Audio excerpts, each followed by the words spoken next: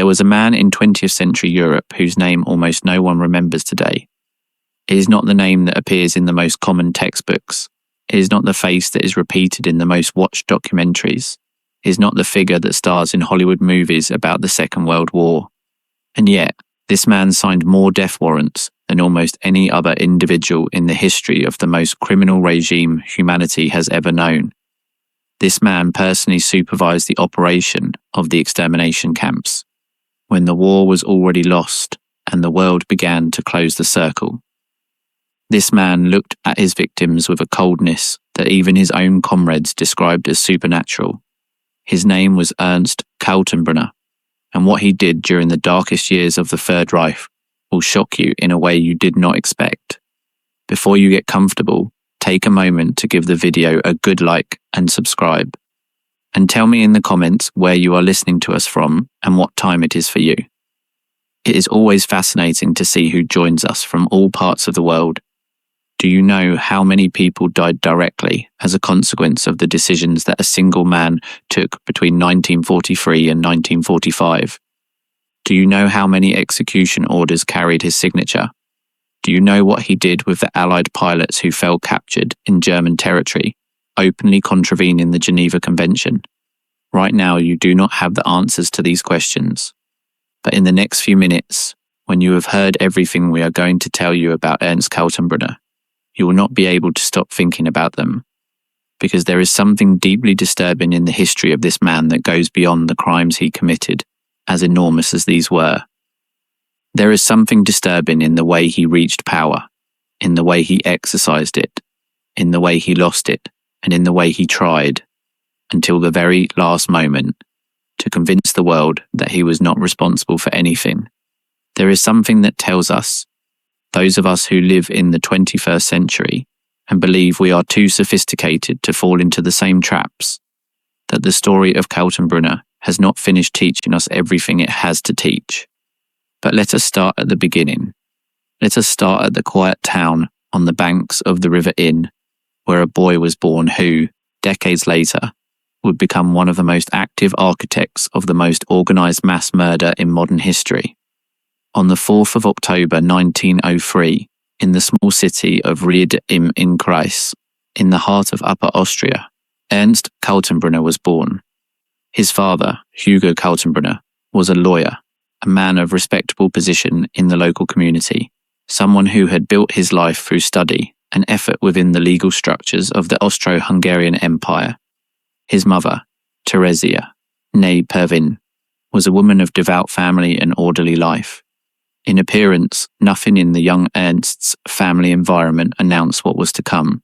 It was an Austrian upper-middle-class family, educated, religious, in the way almost all Austrian families of the time were, integrated into the social life of a provincial city without great shocks.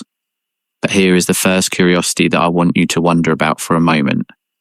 What was it that transformed a boy born into that family, in that apparently normalized context, into one of the bloodiest men the 20th century knew? The answer is not simple. The answer does not fit into a single explanation. And that is precisely what makes his story so unsettling. Because if there were a simple explanation, we could rest peacefully knowing that we would never fall into that abyss. But there is not. Ried im Innkreis in 1903 was a city still living in the final glory years of an empire that already showed its cracks.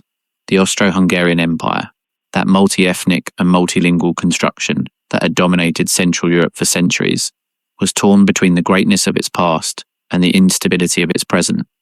Nationalist tensions boiled beneath the surface of a society that officially preached coexistence, but which in practice was crossed by long-standing ethnic rivalries, religious distrusts, and social resentments.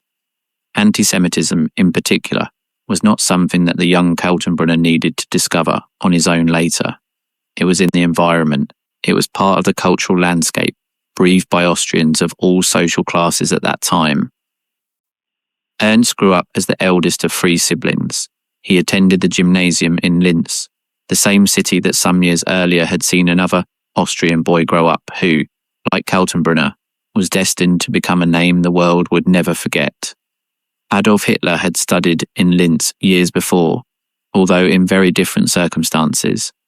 But there is something significant in that the same city, the same cultural environment from the heart of Austria, produced two of the most representative figures of Nazi horror. It is not a coincidence that we should dismiss too easily. At the gymnasium, Kaltenbrunner was a student who stood out for his intelligence but also for his physical size. Already as a teenager, he was remarkably tall, with a build that impressed his peers. But he was not simply big, he was intimidating. There was an energy in him that his teachers and classmates described, with words we today interpret differently from how they were probably used then. He was determined, dominant, difficult to contradict. In other words, from a very young age, Ernst Kaltenbrunner projected a presence that made the people around him yield space. Upon finishing his studies at the gymnasium, Kaltenbrunner chose to follow his father's footsteps and study law. He enrolled at the Technical University of Graz, where he took chemical engineering studies before finally deciding on law at the University of Graz. It was the decade of the 20s, and Europe was in turmoil. The Great War had ended in 1918, leaving behind millions of dead, destroyed empires, reconfigured borders, and above all, a collective psychological wound that would take decades to heal, if it ever did. Austria, which had been the heart of the Austro-Hungarian Empire, suddenly found itself reduced to a small state without resources, without a significant outlet to the sea, without the imperial luster that had given meaning to its existence for centuries. In that context of national humiliation, resentment, and search for culprits, the young Kaltenbrunner found the first answers he was looking for, although he still did not know exactly what he was looking for. In Graz, as in many other Austrian and German universities of the time, pan-Germanist and nationalist movements had a very powerful presence. The idea that Austria and Germany should unite into a great German Reich was enormously popular among university students, who saw in it the promise of greatness and redemption after the catastrophe of the war. It was in this environment that Kaltenbrunner made his first contacts with the Nazi movement. In 1930, when he was 27 years old and had just finished his law studies, he joined the National Socialist German Workers' Party, the NSDAP, and the SS, the Schutzstaffel, Hitler's elite paramilitary organization. He was not the first Austrian to do so, nor would he be the last. But what is significant is the moment he made that decision and the way he made it. Why 1930? Because in 1930, the Nazi Party was experiencing explosive growth in Germany, but was still a relatively marginal organization in Austria, where the party was actually illegal or under severe pressure from the authorities. Joining at that moment, when the risk was real and the rewards were still uncertain, says something about Kaltenbrunner's character. He was not an opportunist joining the bandwagon when it was already moving. He was someone who genuinely believed in the cause, or at least someone for whom the cause deeply satisfied his personal needs for belonging, power, and identity. Soon Kaltenbrunner became a leading figure within the Austrian Nazi movement. And here we come to something that few people know, and that will surprise you. While most people associate Austrian Nazism of the 1930s with the Anschluss of 1938, the reality is that there was an entire decade of clandestine activity, violence, conspiracies, and attacks in Austria before Hitler could officially proclaim the annexation. And Kaltenbrunner was at the centre of all of that. In 1933, when Hitler took power in Germany, the Nazi Party was banned in Austria by Chancellor Engelbert Dollfuss, who established an authoritarian regime of a clerical conservative nature known as the corporate state. Dollfuss viewed with horror the prospect of union with Hitler's Germany and took drastic measures to prevent the Nazi movement from taking root on Austrian soil. Austrian Nazis responded with a campaign of terror, bombings, targeted assassinations, sabotages, and Ernst Kaltenbrunner became one of the most active organisers of this campaign. He was arrested several times by Austrian authorities. He spent periods in prison, and every time he came out, he returned to the activity with more determination than before. There is something I want you to notice in this pattern, because it is revealing of the man's character. Adversities did not break him, they hardened him. The prison experiences, which would have led many to reconsider their options, solidified Kaltenbrunner in his convictions. It was as if personal suffering became a test of ideological purity, a demonstration that he was willing to pay the price for his beliefs. In July 1934, a group of Austrian Nazis carried out the most audacious and sinister coup attempt in Austria's 20th century history. An SS commando stormed the Federal Chancellery in Vienna and murdered Chancellor Dollfuss, who bled to death in his office after his killers refused to allow him to receive medical assistance or the last rites. The coup failed in the sense that it did not result in a Nazi takeover, but Dollfuss's assassination scarred Austria and the whole world. Ernst Kaltenbrunner was not in Vienna that day, but he was coordinating paramilitary activities in Upper Austria during the same coup attempt, and was arrested and imprisoned for several months as a consequence. But the history of the Austrian Nazi movement did not end with the failure of the 34 coup. It continued with increasing intensity over the following years, fueled by the money and support coming from Germany, and by the profound social discontent running through Austrian society. And Kaltenbrunner remained a key piece of that entire machinery. By 1937, he was the leader of the Austrian SS, and when the Anschluss finally arrived in March 1938, when German tanks crossed the border and Austria was incorporated into the Reich without a shot, Kaltenbrunner was perfectly positioned to become one of the most powerful figures of the new order in his homeland. But here comes something I want you to keep thinking about, because it defines everything that will come later. What was Kaltenbrunner's first great act of power in newly annexed Austria? It was not a speech. It was not an official ceremony. It was the opening of one of the first concentration camps on Austrian soil. The Mauthausen concentration camp, located in a granite quarry on the outskirts of the city of Linz, in the same region where both Kaltenbrunner and Hitler had grown up, began operating in August 1938, barely 5 months after the Anschluss. And Kaltenbrunner, as higher SS and police leader of the Danube, had direct jurisdiction over what happened there. Mauthausen would eventually become one of the most brutal concentration camps of the Nazi system, with a mortality rate that made it synonymous with a slow death by exhaustion. The prisoners, among them politicians, intellectuals, Spanish Republicans, prisoners of war of multiple nations, and later, tens of thousands of Jews, were forced to work in the quarry carrying granite blocks up the so-called Stairs of Death, a series of steps carved into the rock that rose almost vertically from the base of the quarry. Those who were not crushed, those who did not die of exhaustion, those who did not die of hunger, disease, or cold, were often pushed by the guards directly into the void. The name of those stairs became one of the bleakest symbols of Nazi barbarity. And did Kaltenbrunner know what was happening there? Of course he did. He not only knew it, it was part of his direct responsibilities. And what is even more disturbing is that from what the testimonies of the time tell us, he not only tolerated it, but at certain moments encouraged it, celebrated it, used it as an instrument of conscious and deliberate terror. Mauthausen would be only the beginning, but before getting to the greatest crimes Kaltenbrunner committed, we need to understand how he came to have the power he had. And to understand that, we need to talk about a man whose death opened Kaltenbrunner's path to the top of the Nazi terror machinery, Reinhard Heydrich. Reinhard Heydrich was perhaps the most feared man in the Third Reich, more than Himmler, more than Göring, more even than Hitler himself in the circles where ordinary people moved. Heydrich was the head of the Reich Main Security Office, the RSHA, which was the structure that unified under the same institutional umbrella the different intelligence and repression agencies of the Nazi regime, the SD, the intelligence service of the SS, the Gestapo, the secret state police, and the Kripo, the criminal police.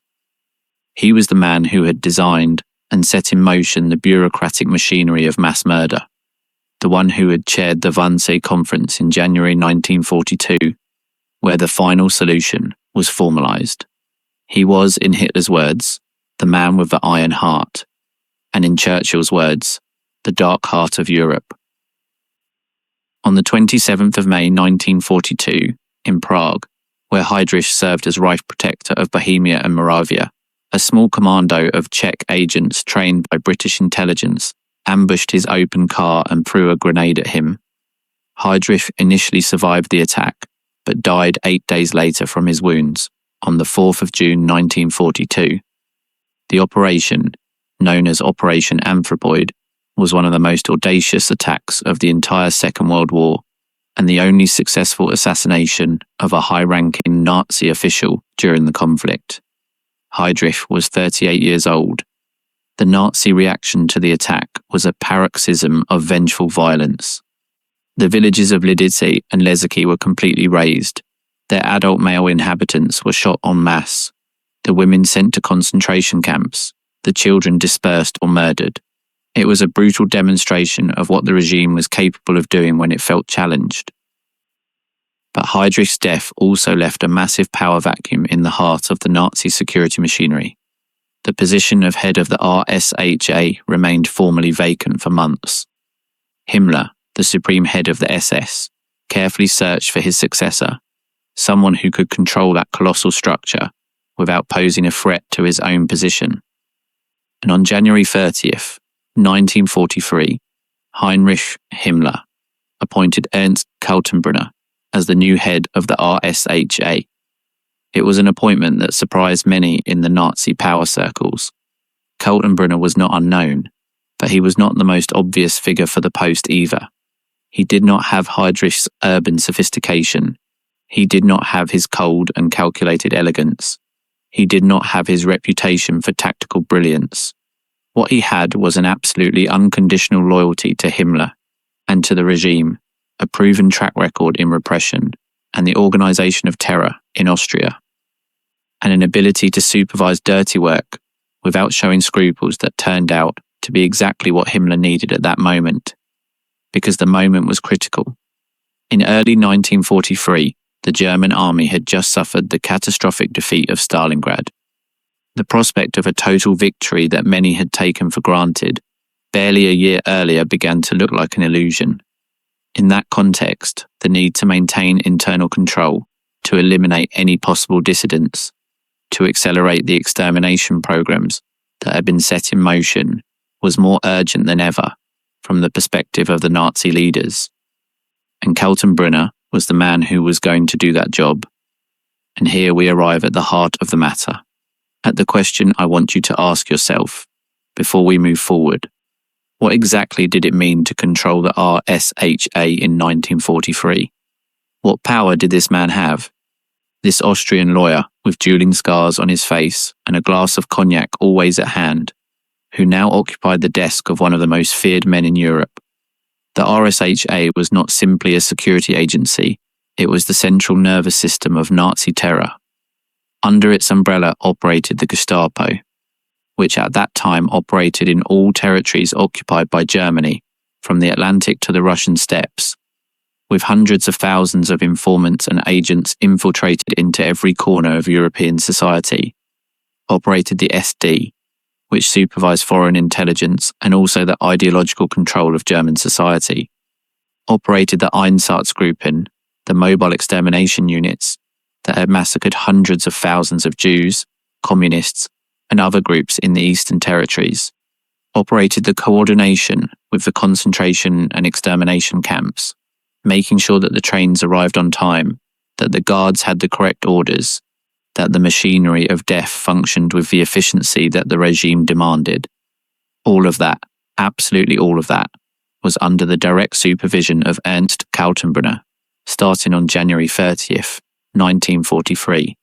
He was one of the most powerful men in the Reich at that time, and what he did with that power during the 2+ years he had it is what makes his story one of the most horrifying, and at the same time, one of the most important to understand.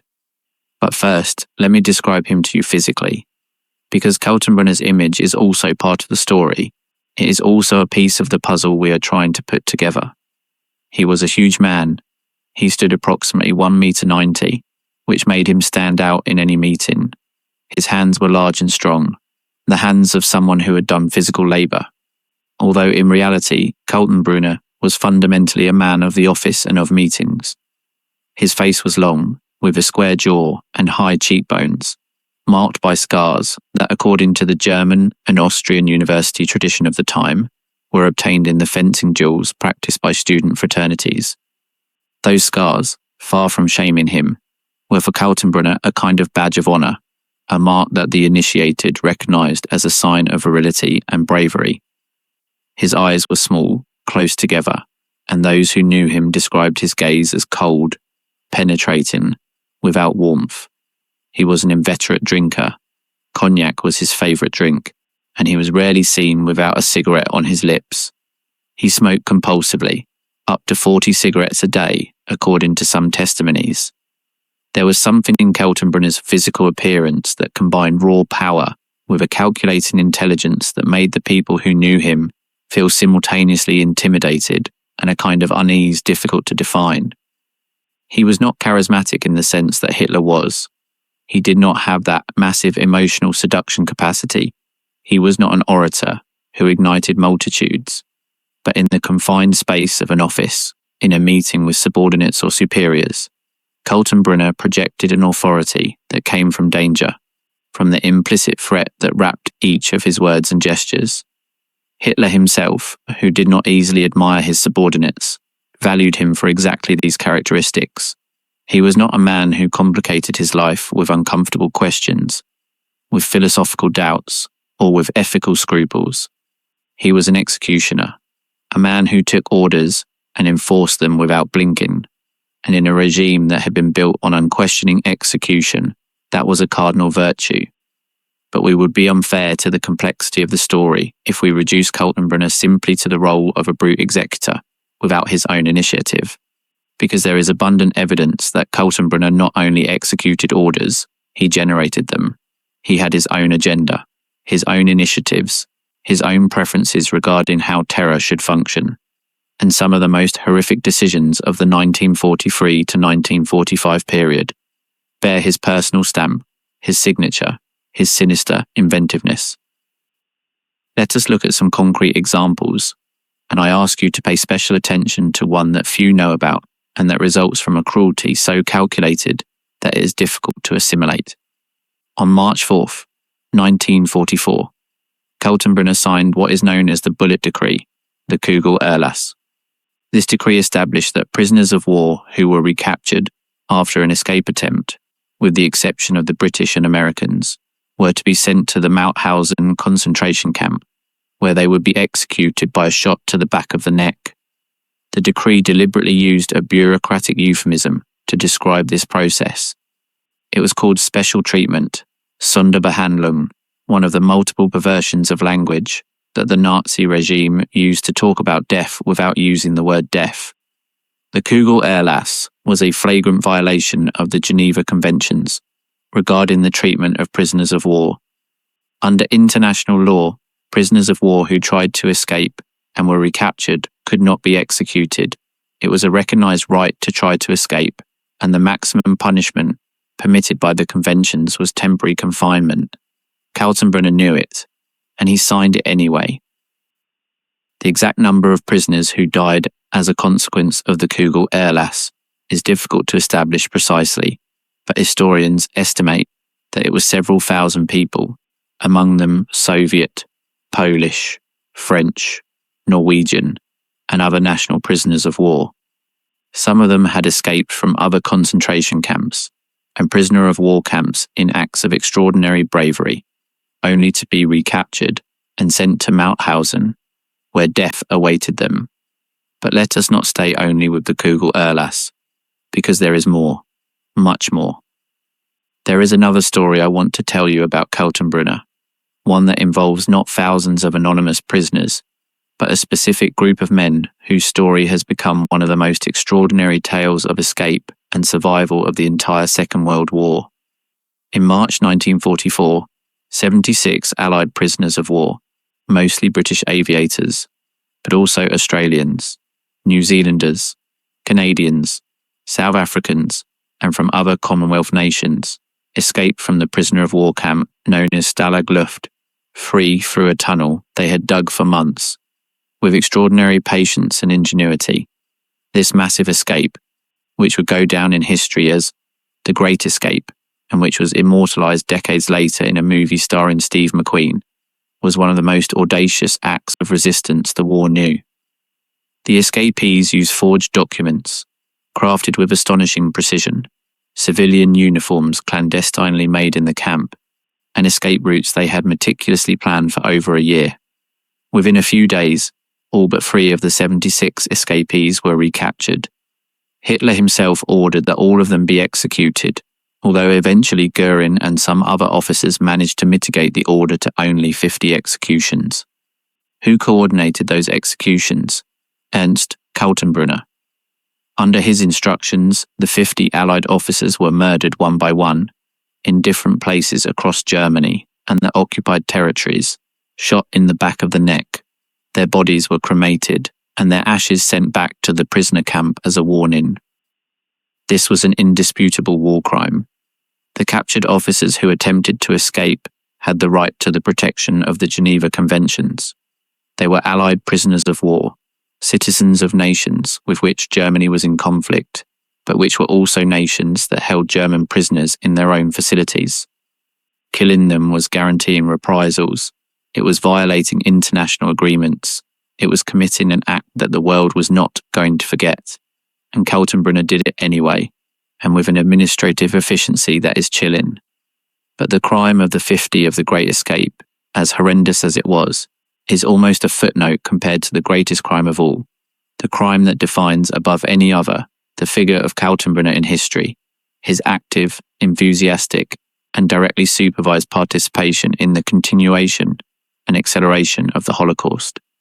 To understand Kaltenbrunner's specific role in the Holocaust, we first need to briefly contextualize the state of the extermination program when he assumed the leadership of the RSHA in early 1943.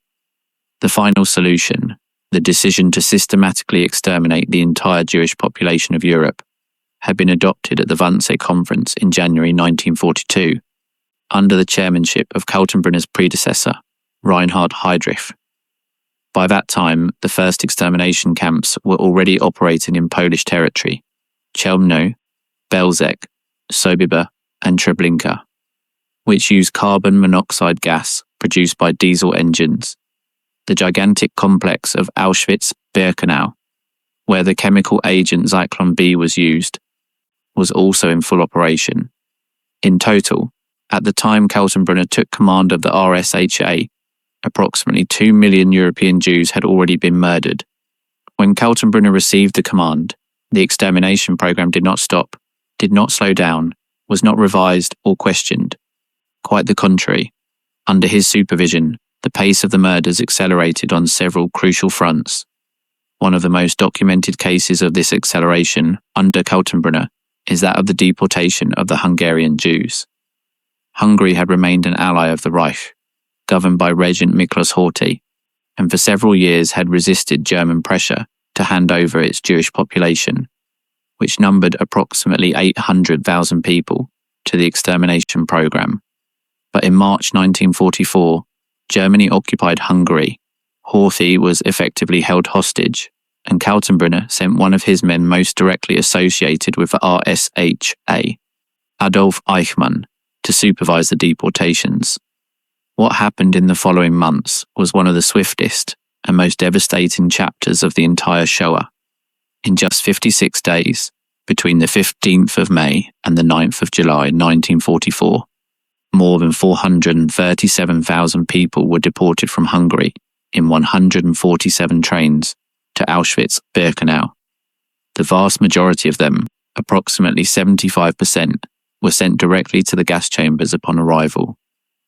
The crematoria of Auschwitz-Birkenau could not cope. They functioned 24 hours a day, and even so there were bodies that had to be incinerated in the open air in huge pits. In a single day, the 24th of May 1944, more than 9,000 people from the Hungarian transport arrived at Auschwitz-Birkenau. More than 8,000 of them were gassed in the following hours. Kaltenbrunner supervised this process from Berlin, received regular reports, responded to logistical requests, coordinated with the Reich Ministry of Transport to guarantee the supply of trains. He was not a man who looked from afar and signed papers without knowing what they meant. He knew exactly what they meant. He had visited Auschwitz. He had visited Mauthausen.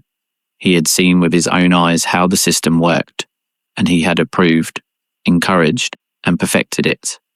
There is a particularly revealing testimony that was presented during the Nuremberg trial. Rudolf Höss, the commandant of Auschwitz, testified under oath that he had received visits from Kaltenbrunner at the camp, and that Kaltenbrunner had shown a personal and detailed interest in the operation of the facilities, including the gas chambers and crematoria.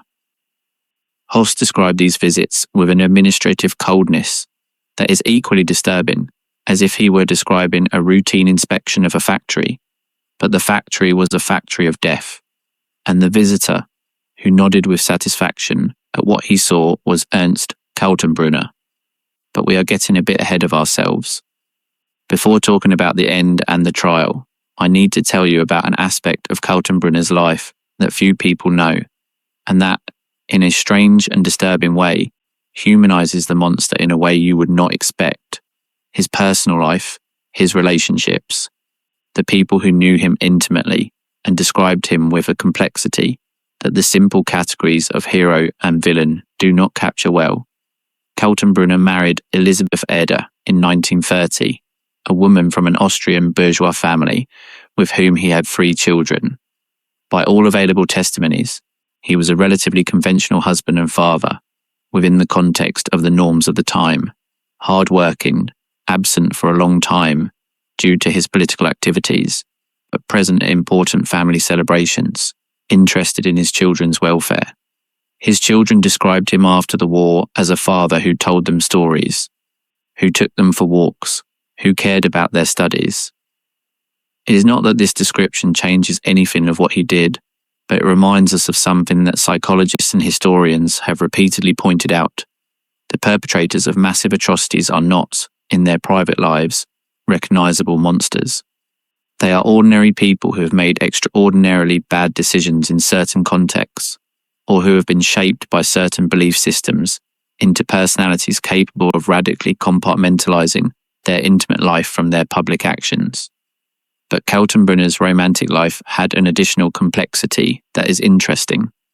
While he was married to Elisabeth, he maintained for years an extramarital relationship with Gisela von Westarp, a woman from an Austro-Bavarian aristocratic family who was also a member of the Nazi Party.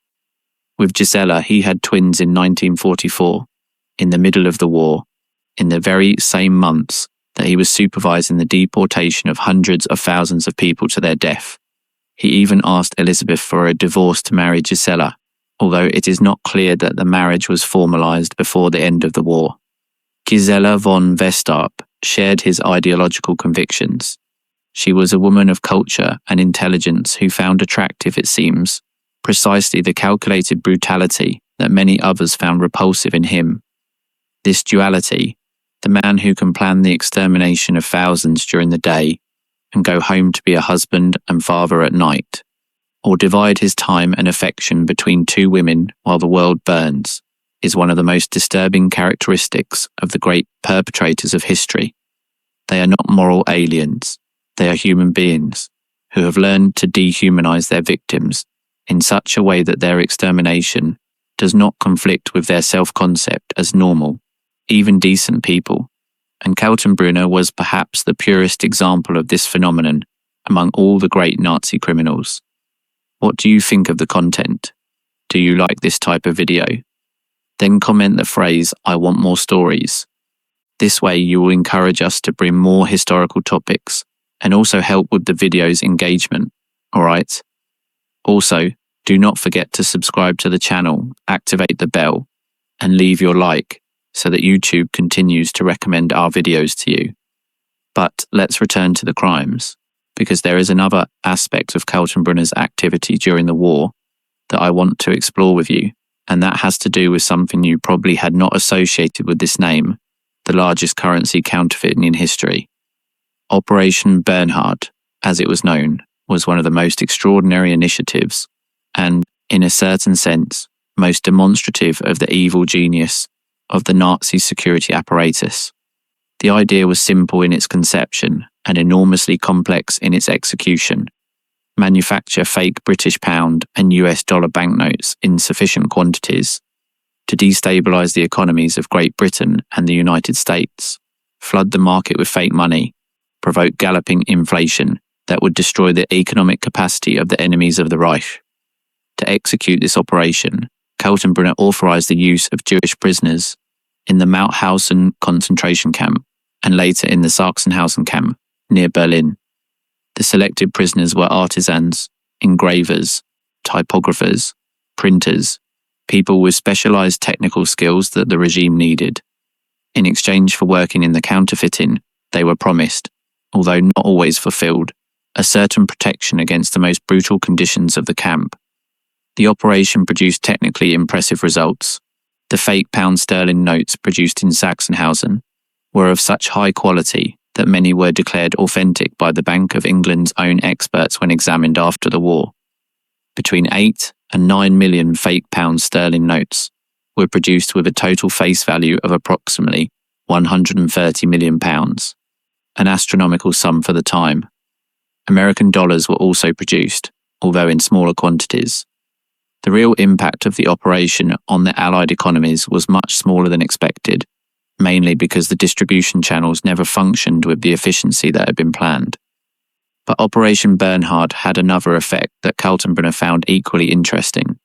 It provided the Nazi regime with a source of foreign currency to finance intelligence operations, purchase strategic supplies in neutral countries, and pay agents abroad.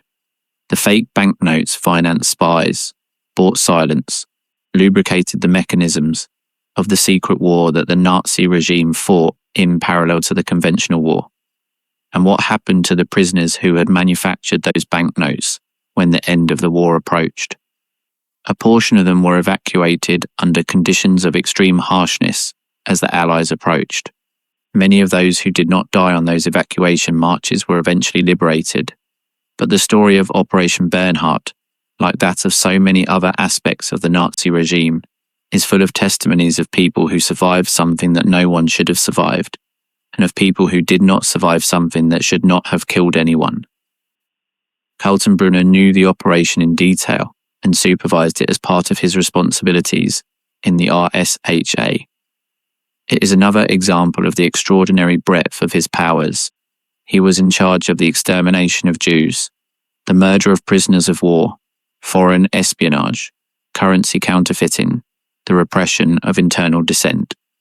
He was, in practical terms, the supreme executive of organized crime of the Nazi state, the general manager of the industry of death. But perhaps nothing reveals better Kaltenbrunner's character in the exercise of power than his behavior in the final months of the war, when the Reich was crumbling on all sides and defeat was already inevitable. Because what Kaltenbrunner did while Berlin burned, while the Allies advanced from the west and the Soviets from the east, while Hitler himself sank into paranoia and denialism in his underground bunker, is one of the most revealing stories of the entire Second World War.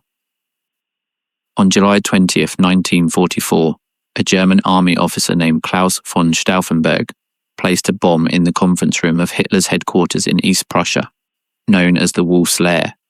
The bomb exploded, but Hitler survived with relatively minor injuries.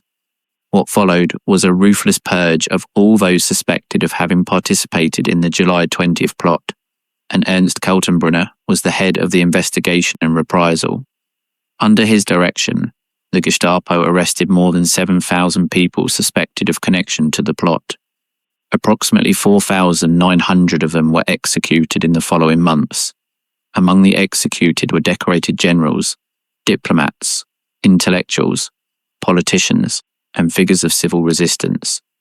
The execution methods used were deliberately degrading and painful.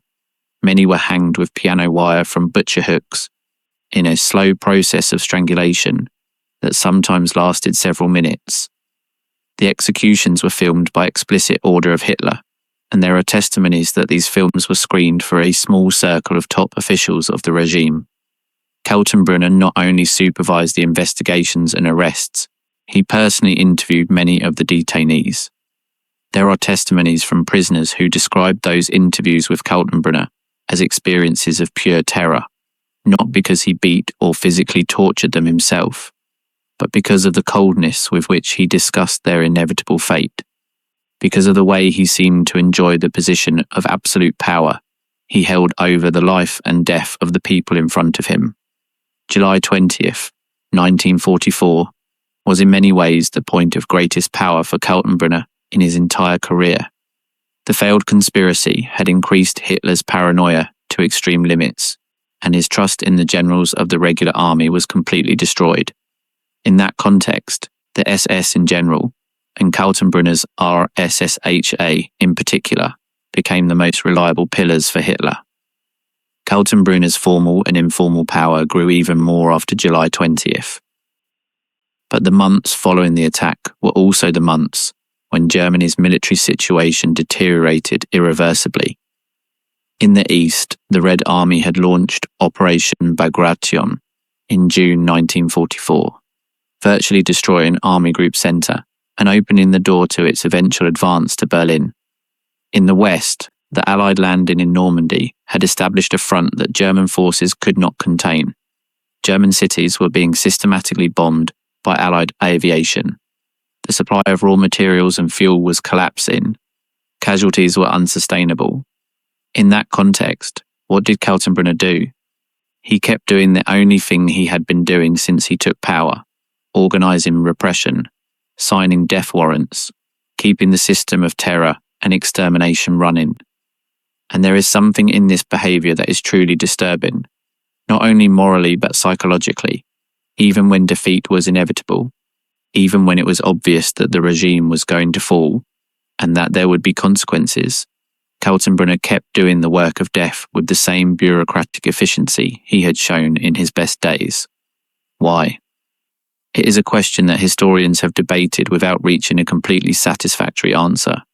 Some hypotheses: bureaucratic inertia, the acquired habit of following orders and executing assigned work, the genuine belief, maintained against all evidence, that the Reich could still reverse the situation, the fear of the consequences of stopping, of being seen as a traitor or disloyal by his own comrades, or perhaps simply the fact that Kaltenbrunner was, deep down, a man who enjoyed the power he had and was not willing to let it go as long as there was power to exercise.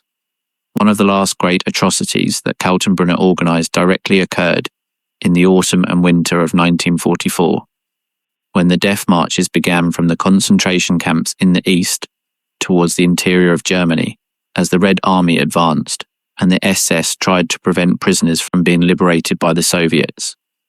Tens of thousands of prisoners, many of them in a state of extreme weakness from years of deprivation, starvation, and forced labor, were forced to march hundreds of kilometers in the middle of winter, in sub-zero temperatures, with inadequate clothing and without sufficient food or water. Those who fell were shot on the spot or left to die by the side of the road. The routes of these marches were marked by corpses for kilometers. The orders for those marches came from Himmler, but their logistical coordination went through Kaltenbrunner's RSHA, and when some local SS commanders suggested that perhaps in certain circumstances it was more humane simply to leave the prisoners where they were, rather than force them to march in conditions that would kill them anyway, Kaltenbrunner responded firmly that the orders had to be obeyed. The prisoners could not be left in the hands of the enemy. The number of people who died on the death marches is estimated between 300,000 and 400,000. They are numbers that the human mind has difficulty processing, that tend to become abstract statistics. But behind each of those numbers was a person, a history, a family, a past, and a future that was cut short. And Ernst Kaltenbrunner was one of the men most directly responsible for making those death trains run to the end, for making those columns of walking corpses keep marching even when the war was already won by the Allies. On April 30th, 1945, Adolf Hitler committed suicide in his bunker under the Reich Chancellery in Berlin. On May 1st, his death was announced to the world. On May 8th, Germany surrendered unconditionally. The war in Europe was over. Where was Ernst Kaltenbrunner when all this happened? Here comes another part of his story that few people know. In the final weeks of the war, Kaltenbrunner had abandoned Berlin and moved to the so-called National Redoubt, or Alpine Redoubt, a mountainous area in the Austrian and Bavarian Alps, where Hitler and some of his most fanatical followers had fantasized about the possibility of a last stand from naturally inaccessible positions. In reality, the redoubt was more a propaganda myth than a real defensive position, but that did not stop many high-ranking Nazis from trying to take refuge there in the final weeks. Kaltenbrunner arrived in the Austrian Alps region and established his base near Lake Attersee in Upper Austria. From there, in the final days of the war, he continued to send orders and coordinate what was left of the RSHA's operations. There are testimonies that even in those days, when surrender was imminent, Kaltenbrunner continued to sign execution orders for prisoners and dissidents. It was as if he could not stop doing it, as if crime was already a second nature that he could not detach himself from even if he wanted to. When the surrender arrived, Kaltenbrunner tried to escape. He hid in the mountains, presumably hoping that the chaos of the end of the war would allow him to disappear, change his identity, start a new life somewhere where no one knew him. It was a plan that worked for some second-tier Nazis who managed to flee to South America or live for decades under false identities in different European countries. But for someone as well known and sought after as the head of the RSHA, it was an illusory hope. On May 12, 1945, barely 4 days after the German surrender, Kaltenbrunner was found hiding in a small cabin in the Tozgebirge Massif in the Austrian mountains. American troops of the Third Army, under the command of General Patton, had been tracking the area for days following leads and information. When the soldiers entered the cabin, they found a huge, bearded man who tried to pass himself off as a low-ranking SS field doctor using false identity documents. But someone in the group of captors recognized the face with its characteristic scars. Ernst Kaltenbrunner was identified, arrested, and handcuffed.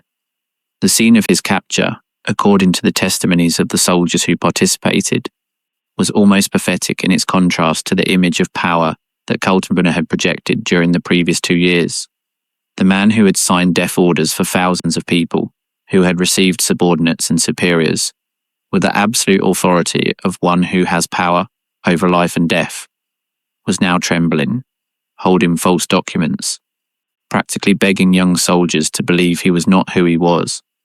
He was transferred to the internment camp of Mondorf-les-Bains in Luxembourg, which the Allies used to concentrate the main Nazi prisoners of war who were being detained throughout the ex-Reich.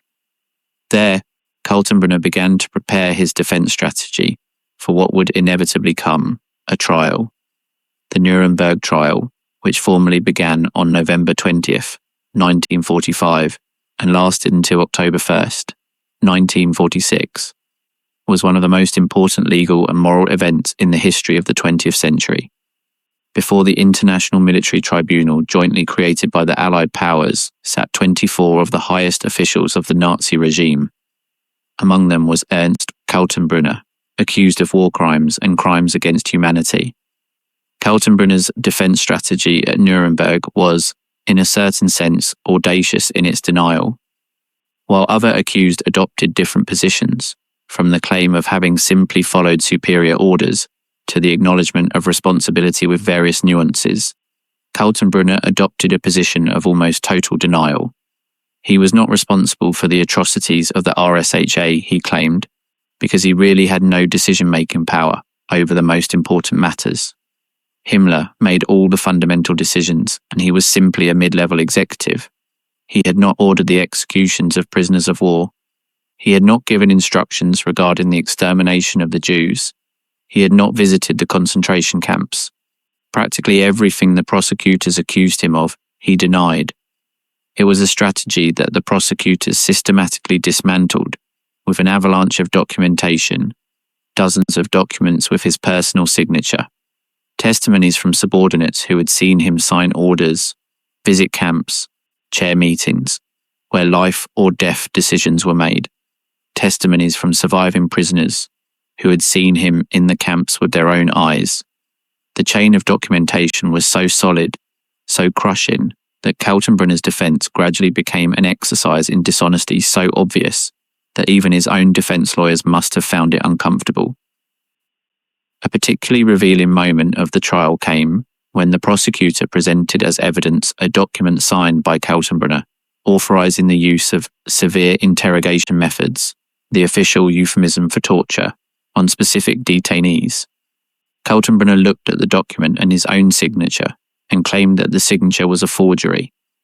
It was a claim that handwriting experts dismantled without difficulty.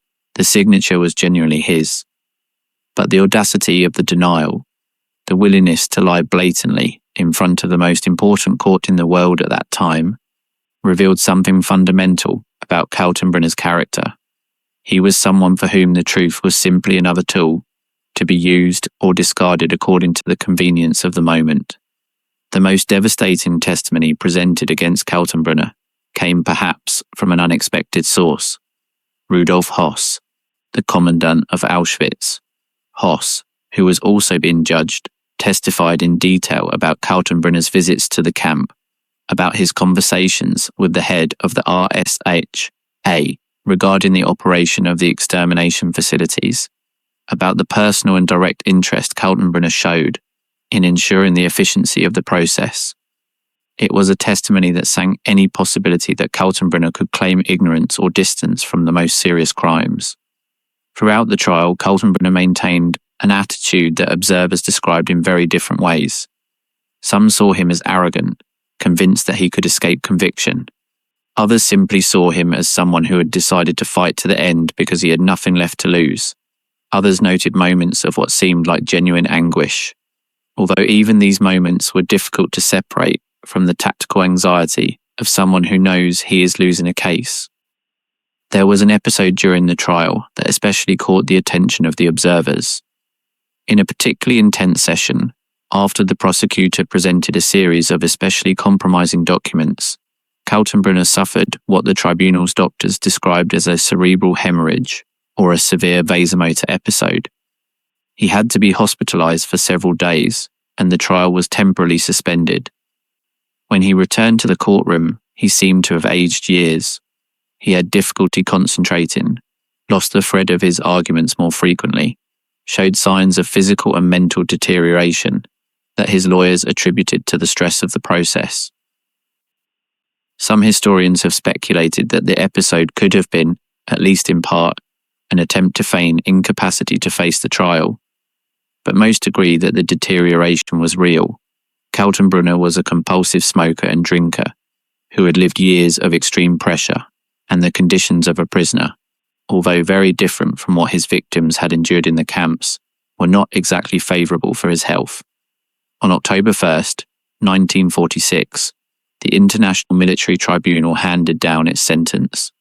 Ernst Kaltenbrunner was found guilty of war crimes and crimes against humanity. He was sentenced to death by hanging. The reading of the charges for which he was convicted is a litany of horror. He was found guilty of having supervised the murder of millions of people in the concentration camps, of having ordered the execution of prisoners of war in violation of the Geneva Conventions, of having coordinated the massive deportations of Jewish populations to extermination camps, of having organized the persecution, torture, and murder of political opponents and dissidents, of having used the forced labor of prisoners for the economic benefit of the Nazi state, of having participated actively in the planning and execution of the genocidal program known as the Final Solution. On October 16th, 1946, in the gymnasium of the Nuremberg prison, Ernst Kaltenbrunner was taken to the gallows, along with 10 other convicts by the tribunal. He was the 11th to be executed that early morning, the last of the session before the body of Hermann Göring, who had committed suicide by swallowing poison in his cell shortly before the scheduled execution, was cremated along with the rest of the corpses. The chronicles of Kaltenbrunner's final moments are revealing of his character to the very end. When the priest accompanying the condemned asked him if he wanted to confess his sins and make peace with God, Kaltenbrunner declined. He did not ask for forgiveness. He showed no remorse. His last words, according to the trial chronicles, were brief. He stated that he had loved his German people and his fatherland, and that he had done his duty. He was, to the last moment, the same man he had always been, someone for whom duty justified everything, someone for whom love for a national abstraction could coexist without apparent conflict with the extermination of millions of concrete human beings. The American executioner John C. Woods, who carried out the executions that night, was known for his lack of technical expertise. Several of those hanged at dawn died slowly, strangled rather than with a broken neck from a correctly calculated drop. We do not know if Kaltenbrunner died that way. The chronicles are not sufficiently specific in that regard. But there is a bitter irony in the possibility that the man who had signed the Kugel-Erlass, ordering the execution of thousands by a shot to the back of the neck, might have died himself in an imperfect and painful manner. His ashes were thrown into the river Isar in Munich, the same river that had seen the birth of the Nazi movement decades earlier. There is no tomb, there is no place of pilgrimage, only the flow of the water carrying towards the sea the remains of what was one of the most powerful and most criminal men of 20th century Europe. And here we could end the story. But we do not end here, because Kaltenbrunner's story does not end with his death. Kaltenbrunner's story continues in the questions that his life and his crimes raise about ourselves, about the societies in which we live, about the mechanisms that allow ordinary people to become perpetrators of extraordinary atrocities. What is it that turns a man into an Ernst Kaltenbrunner? This is the most difficult and most important question of all. There is no simple answer, but there are elements that historians and psychologists have identified as contributing factors. The first element is ideology. Kaltenbrunner genuinely believed, or at least acted as if he genuinely believed, in the ideology of Nazism, radical anti-Semitism, pan-Germanism, racial superiority. These were not simply tools he used cynically to advance his career, although his career was also important. He had absorbed this ideology in his youth in an environment where it was omnipresent, and he had integrated it into his identity in a way that made exterminating the Jews feel not like a crime, but like a duty, a historical necessity, almost an act of service to humanity. The second element is the institutional structure. Nazism created a bureaucratic structure that fragmented responsibility in such a way that no single individual felt fully responsible for the final outcome. The man who signed the deportation orders did not see the gas chambers. The man who operated the gas chambers did not know the names of those who signed the orders. The man who drove the trains did not formally know what he was transporting. This fragmentation is not a moral excuse, but it is a psychological explanation of how people who perhaps could not have killed an individual face-to-face could participate without apparent crisis of conscience in the murder of millions. The third element is power and impunity. Kaltenbrunner reached a level of power where literally no one around him could question, challenge, or limit him. His subordinates obeyed out of fear. His equals competed for favours, not for principles.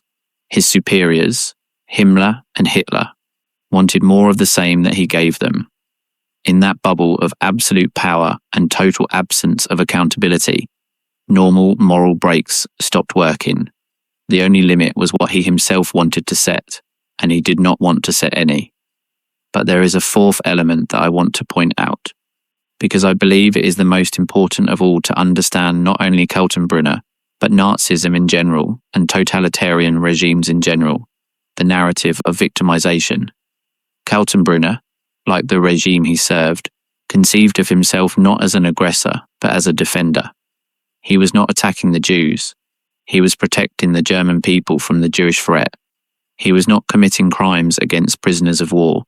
He was responding to an enemy that had attacked first.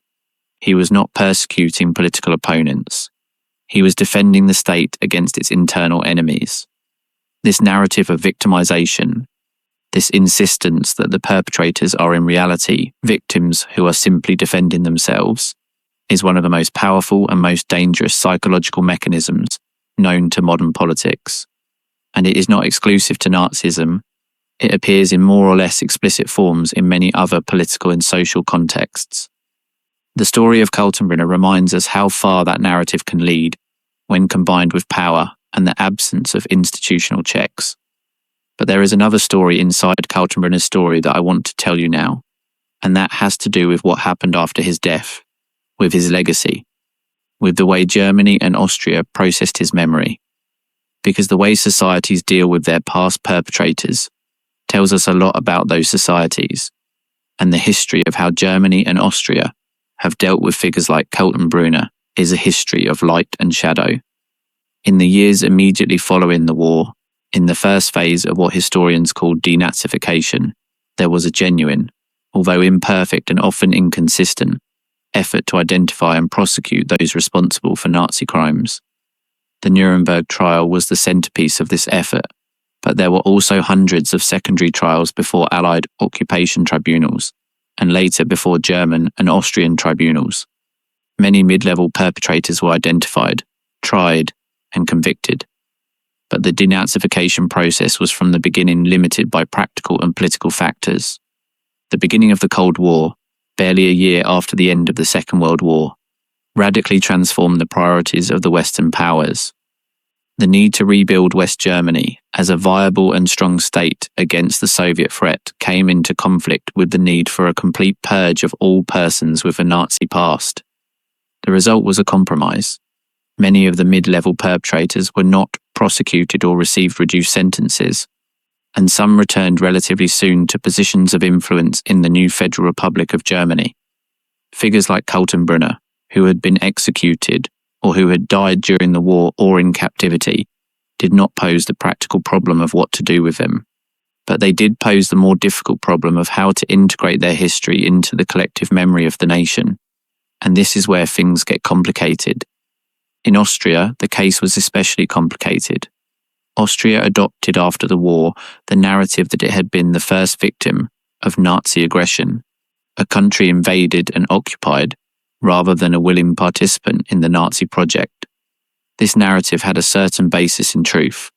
The 1938 Anschluss had been forced by German military pressure and had not been an act of free self-determination. But it hid the other truth, equally true, that enormous sectors of the Austrian population had enthusiastically welcomed the annexation. That anti-Semitism in Austria was, if anything, more virulent than in Germany before the Anschluss, and that Austria had disproportionately produced some of the most notorious criminals of the Nazi regime, not only Hitler and Kaltenbrunner, but also Adolf Eichmann, Odilo Globoknik, Franz Stangl, the commandant of Treblinka, and many others. Austria's narrative as a victim served very useful political purposes, but it delayed for decades a process of true reckoning with the past. It was not until the 80s and 90s, with debates like the one surrounding the presidential candidacy of Kurt Waldheim, that Austria began to more honestly examine its own role in Nazi crimes. And that process of honest examination is still incomplete. Kaltenbrunner himself fell relatively quickly into an oblivion that is not completely accidental. It is not that his name has disappeared from history books. Any serious book about the Holocaust or about the Nazi regime mentions him, but he does not have the presence in popular memory that figures like Himmler, Göring, or Eichmann have. He is, in a certain sense, the most anonymous of the great criminals of the regime, despite having had a power and a direct responsibility in the crimes that few others reached. Why? There are several possible reasons.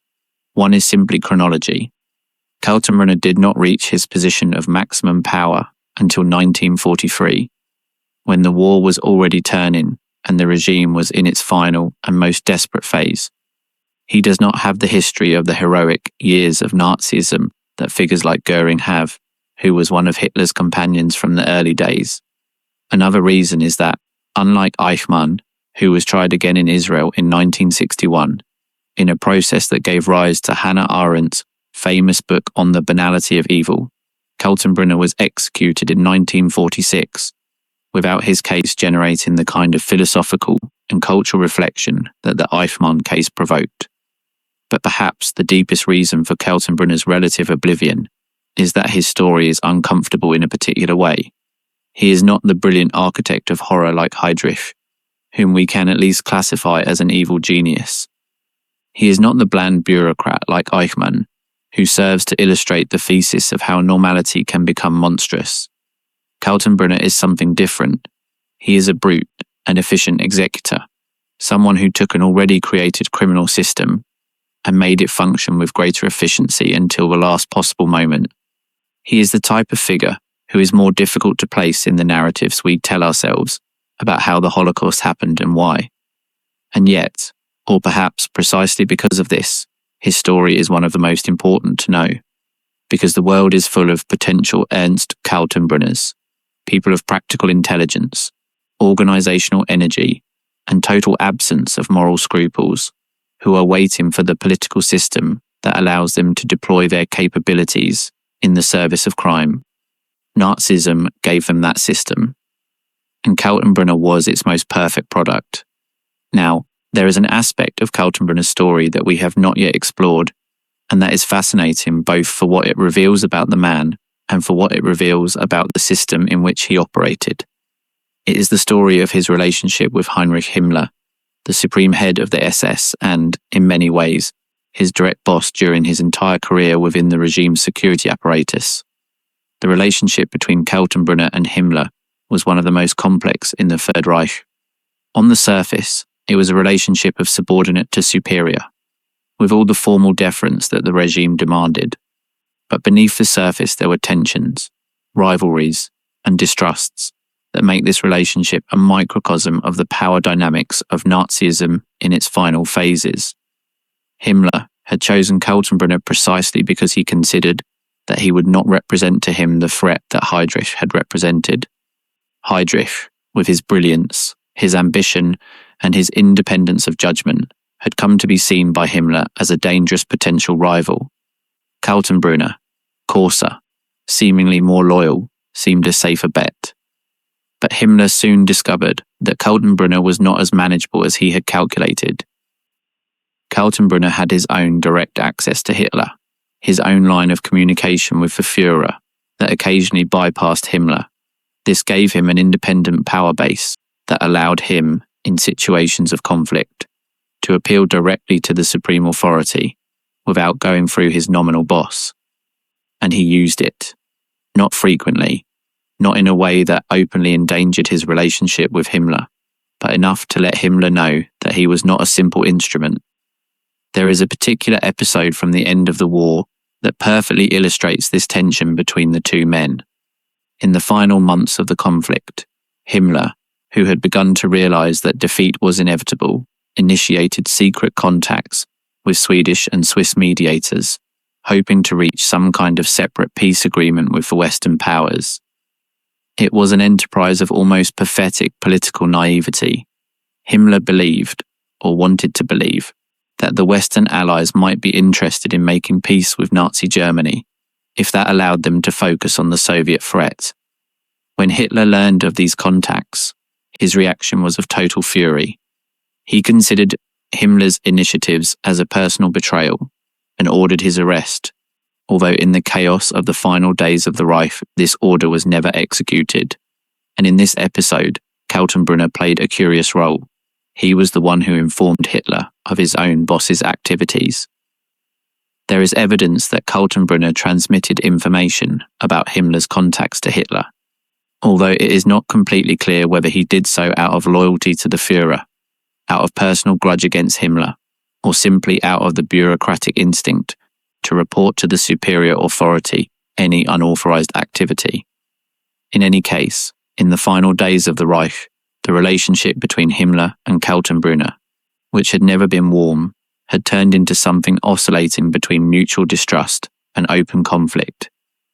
They were two survivors of a sinking system, each trying to secure his own position and perhaps his personal survival in the chaos of the end. But neither one nor the other survived. Himmler, captured by British forces in early May 1945, committed suicide by biting a cyanide capsule when a military doctor attempted to examine him. Kaltenbrunner was captured, tried, and hanged. The system that both had built and sustained was so totally criminal that there was no place in the post-war world for either of its architects. There is one last story I want to tell you about Kaltenbrunner, a story that somehow sums up better than any other the essence of who this man was. It is the story of what he tried to do in the weeks between Germany's surrender and his capture, when he was hiding in the Austrian mountains with false identity documents. According to the testimonies of people who were in contact with him during those days, Kaltenbrunner would not stop talking.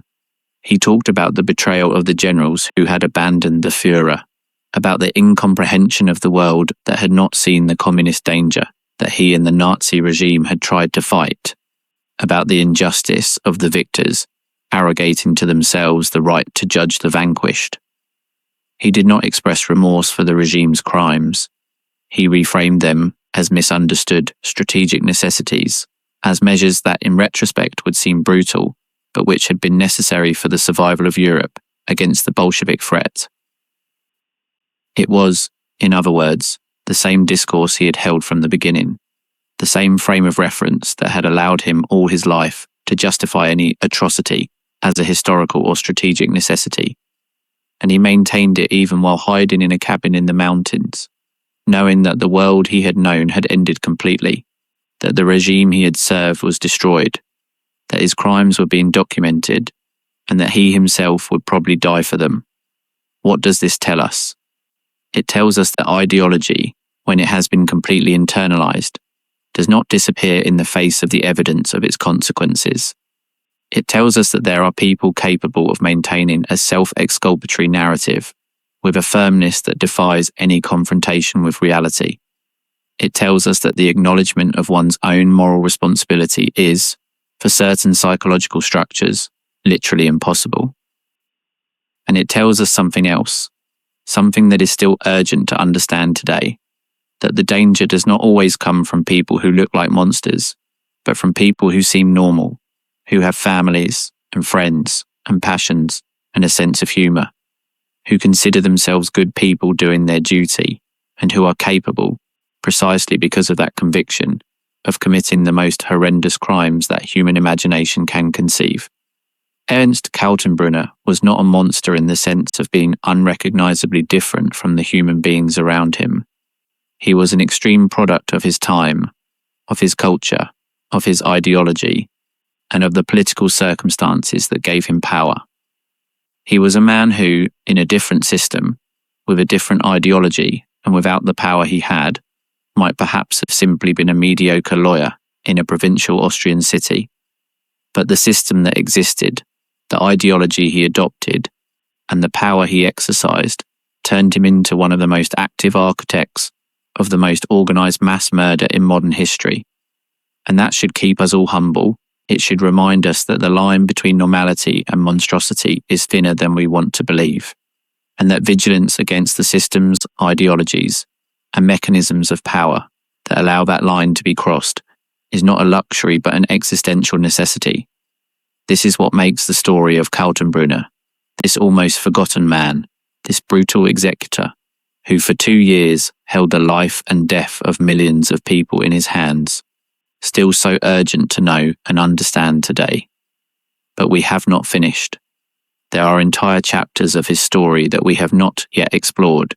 His specific role in the RSHA espionage network, the secret operations he supervised in neutral territories like Switzerland and Sweden, the specific individuals whose deaths can be traced directly to the orders he signed, the testimony of the survivors who saw him in the camps, the history of the documents he tried to destroy at the end of the war and those he failed to destroy, and which became the most compelling evidence against him at Nuremberg.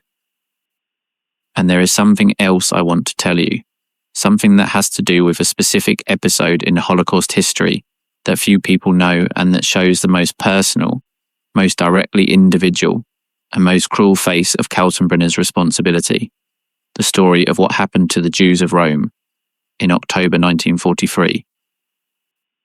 Rome, the Eternal City, had until then been relatively protected from the worst excesses of Nazi anti-Semitism.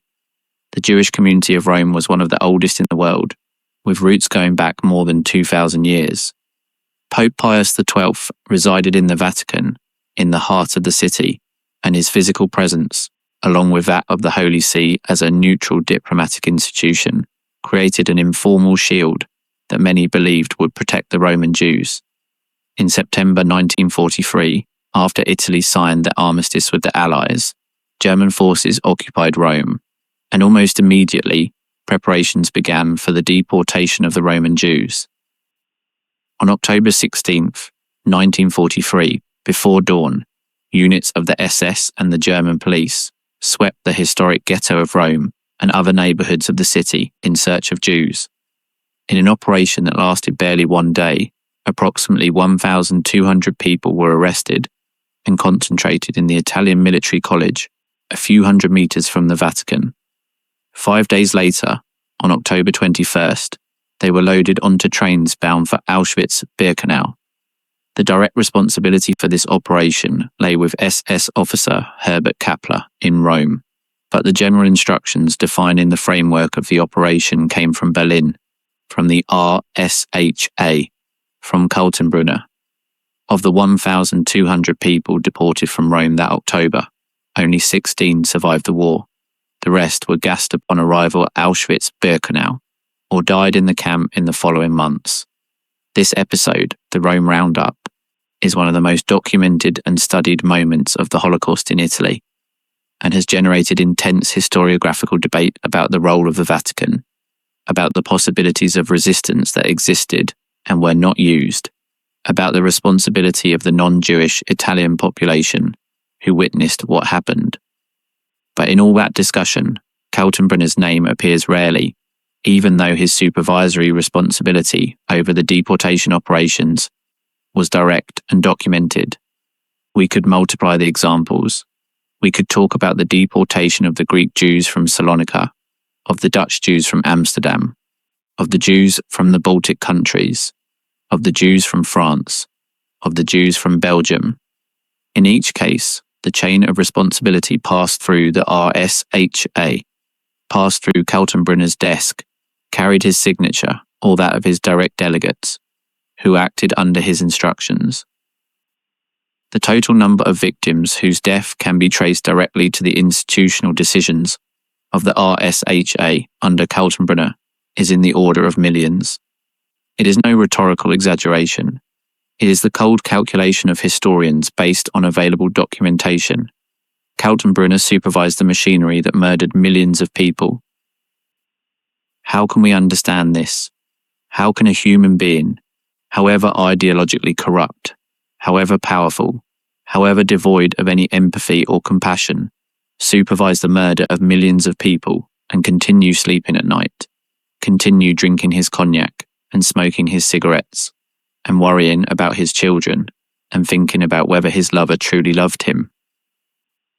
The answer that psychologists give to this question, based on decades of research on the perpetrators of genocides and massive atrocities, is disturbing in its simplicity. He can do it because he has completely dehumanized his victims. For Kaltenbrunner, the Jews, the prisoners of war, the political opponents, were not people in the same sense that he himself, his children, his comrades were. They were an abstract category, a problem to solve, a threat to neutralize, an obstacle to eliminate. Dehumanization is not a process that happens overnight. It is the result of years of ideological conditioning, of systematic propaganda, of the careful construction of narratives that separate human beings into categories of those who count and those who do not count. And that is precisely what Nazism had done for decades, with its different targets: Jews, Roma, homosexuals, the mentally ill, communists, Slavs. It had built a mental universe in which these people were not completely human, in which their suffering and death did not generate the same emotional response as the suffering and death of one's own. And Kaltenbrunner had absorbed that mental universe so completely that he no longer needed to make any conscious effort to dehumanize his victims. It was simply how he saw the world. But this psychological explanation, no matter how much it helps us understand the mechanism, does not free us from the moral necessity to condemn. Explaining is not excusing. Understanding how someone came to do what they did does not mean that what they did was acceptable or inevitable. And the Nuremberg conviction, no matter how much some may have criticized specific aspects of the process, was just in its fundamental conclusion.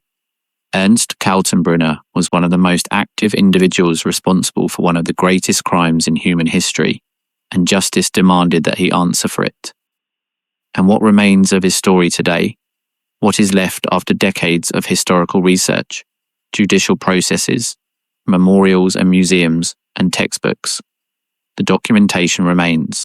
The archives of the RSHA, which Kaltenbrunner tried to destroy in the final weeks of the war, without complete success, survived in part and are in the German historical archives and in those of the Yad Vashem Documentation Center in Israel.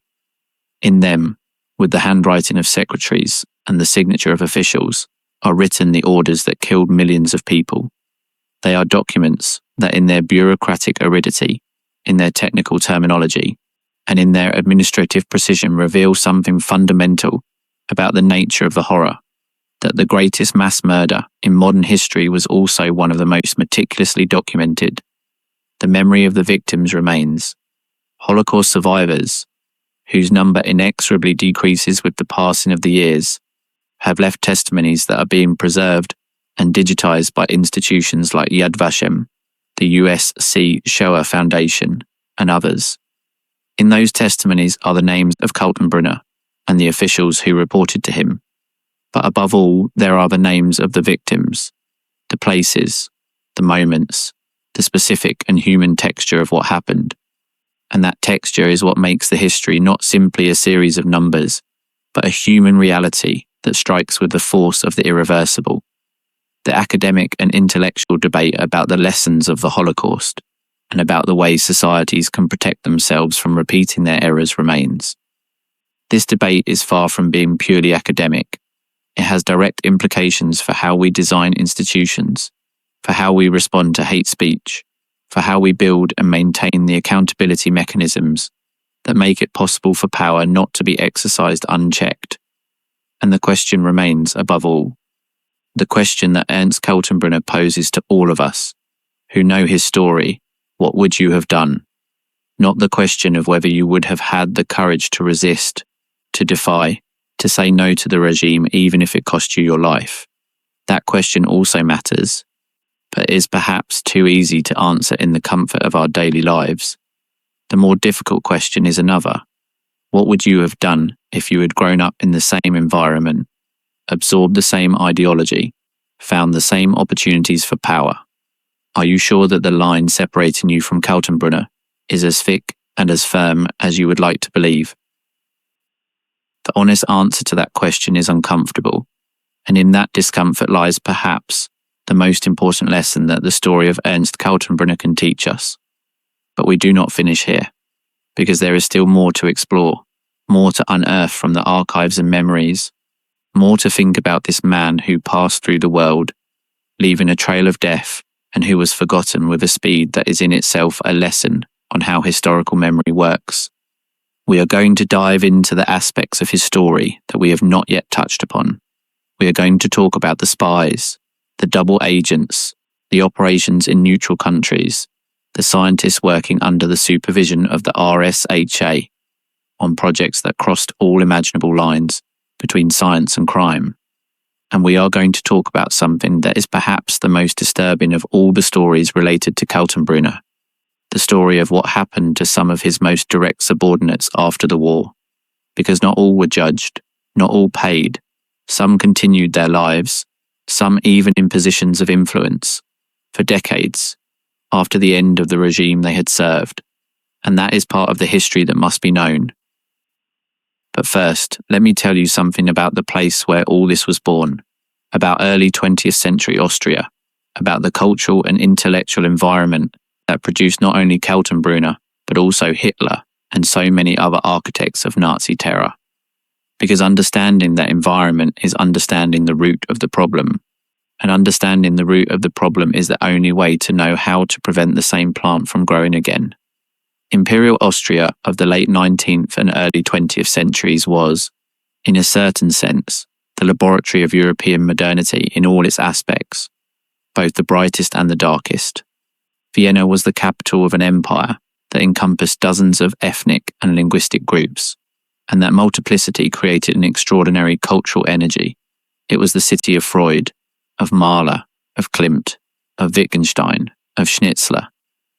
But that same multiplicity also generated profound identity anxieties, a fear of dilution, of losing one's own, which was expressed in forms of nationalism and xenophobia that found in anti-Semitism its most systematic and virulent expression. Viennese anti-Semitism of the early 20th century was not simply the medieval religious anti-Semitism that had persisted in many parts of Europe. It was something more modern, more pseudo-scientific, more ideological. It was racial anti-Semitism that presented Jews not as practitioners of a different religion, but as members of a biologically distinct race, bearers of hereditary characteristics that made them fundamentally incapable of integrating into Aryan society. It was the anti-Semitism of Karl Lueger, the mayor of Vienna, who was Hitler's mentor in his youth, the one who taught the future Führer that hatred could be an extraordinarily effective political tool. In that environment, Kaltenbrunner and his generation grew up. They were not simply exposed to a marginal or extremist anti-Semitism. They were immersed in a culture where anti-Semitism was mainstream, where it was expressed by respectable politicians, by prestigious intellectuals, by priests from the pulpit, by teachers in schools. To absorb it, one did not need to seek out extremist movements. It was in the air. It was part of the cultural landscape breathed at home, at school, at the university, in social clubs. And upon that substrate of diffuse cultural anti-Semitism, the Nazi movement built a more systematic and radical structure. A gradual escalation that led from prejudice to hatred, from hatred to discrimination, from discrimination to persecution, from persecution to extermination. And on each step of that terrible staircase, there were people who made the decision to climb to the next rung. Kaltenbrunner climbed all the rungs, and he did so, it must be said, with a conviction that does not seem to be simply opportunism or careerism.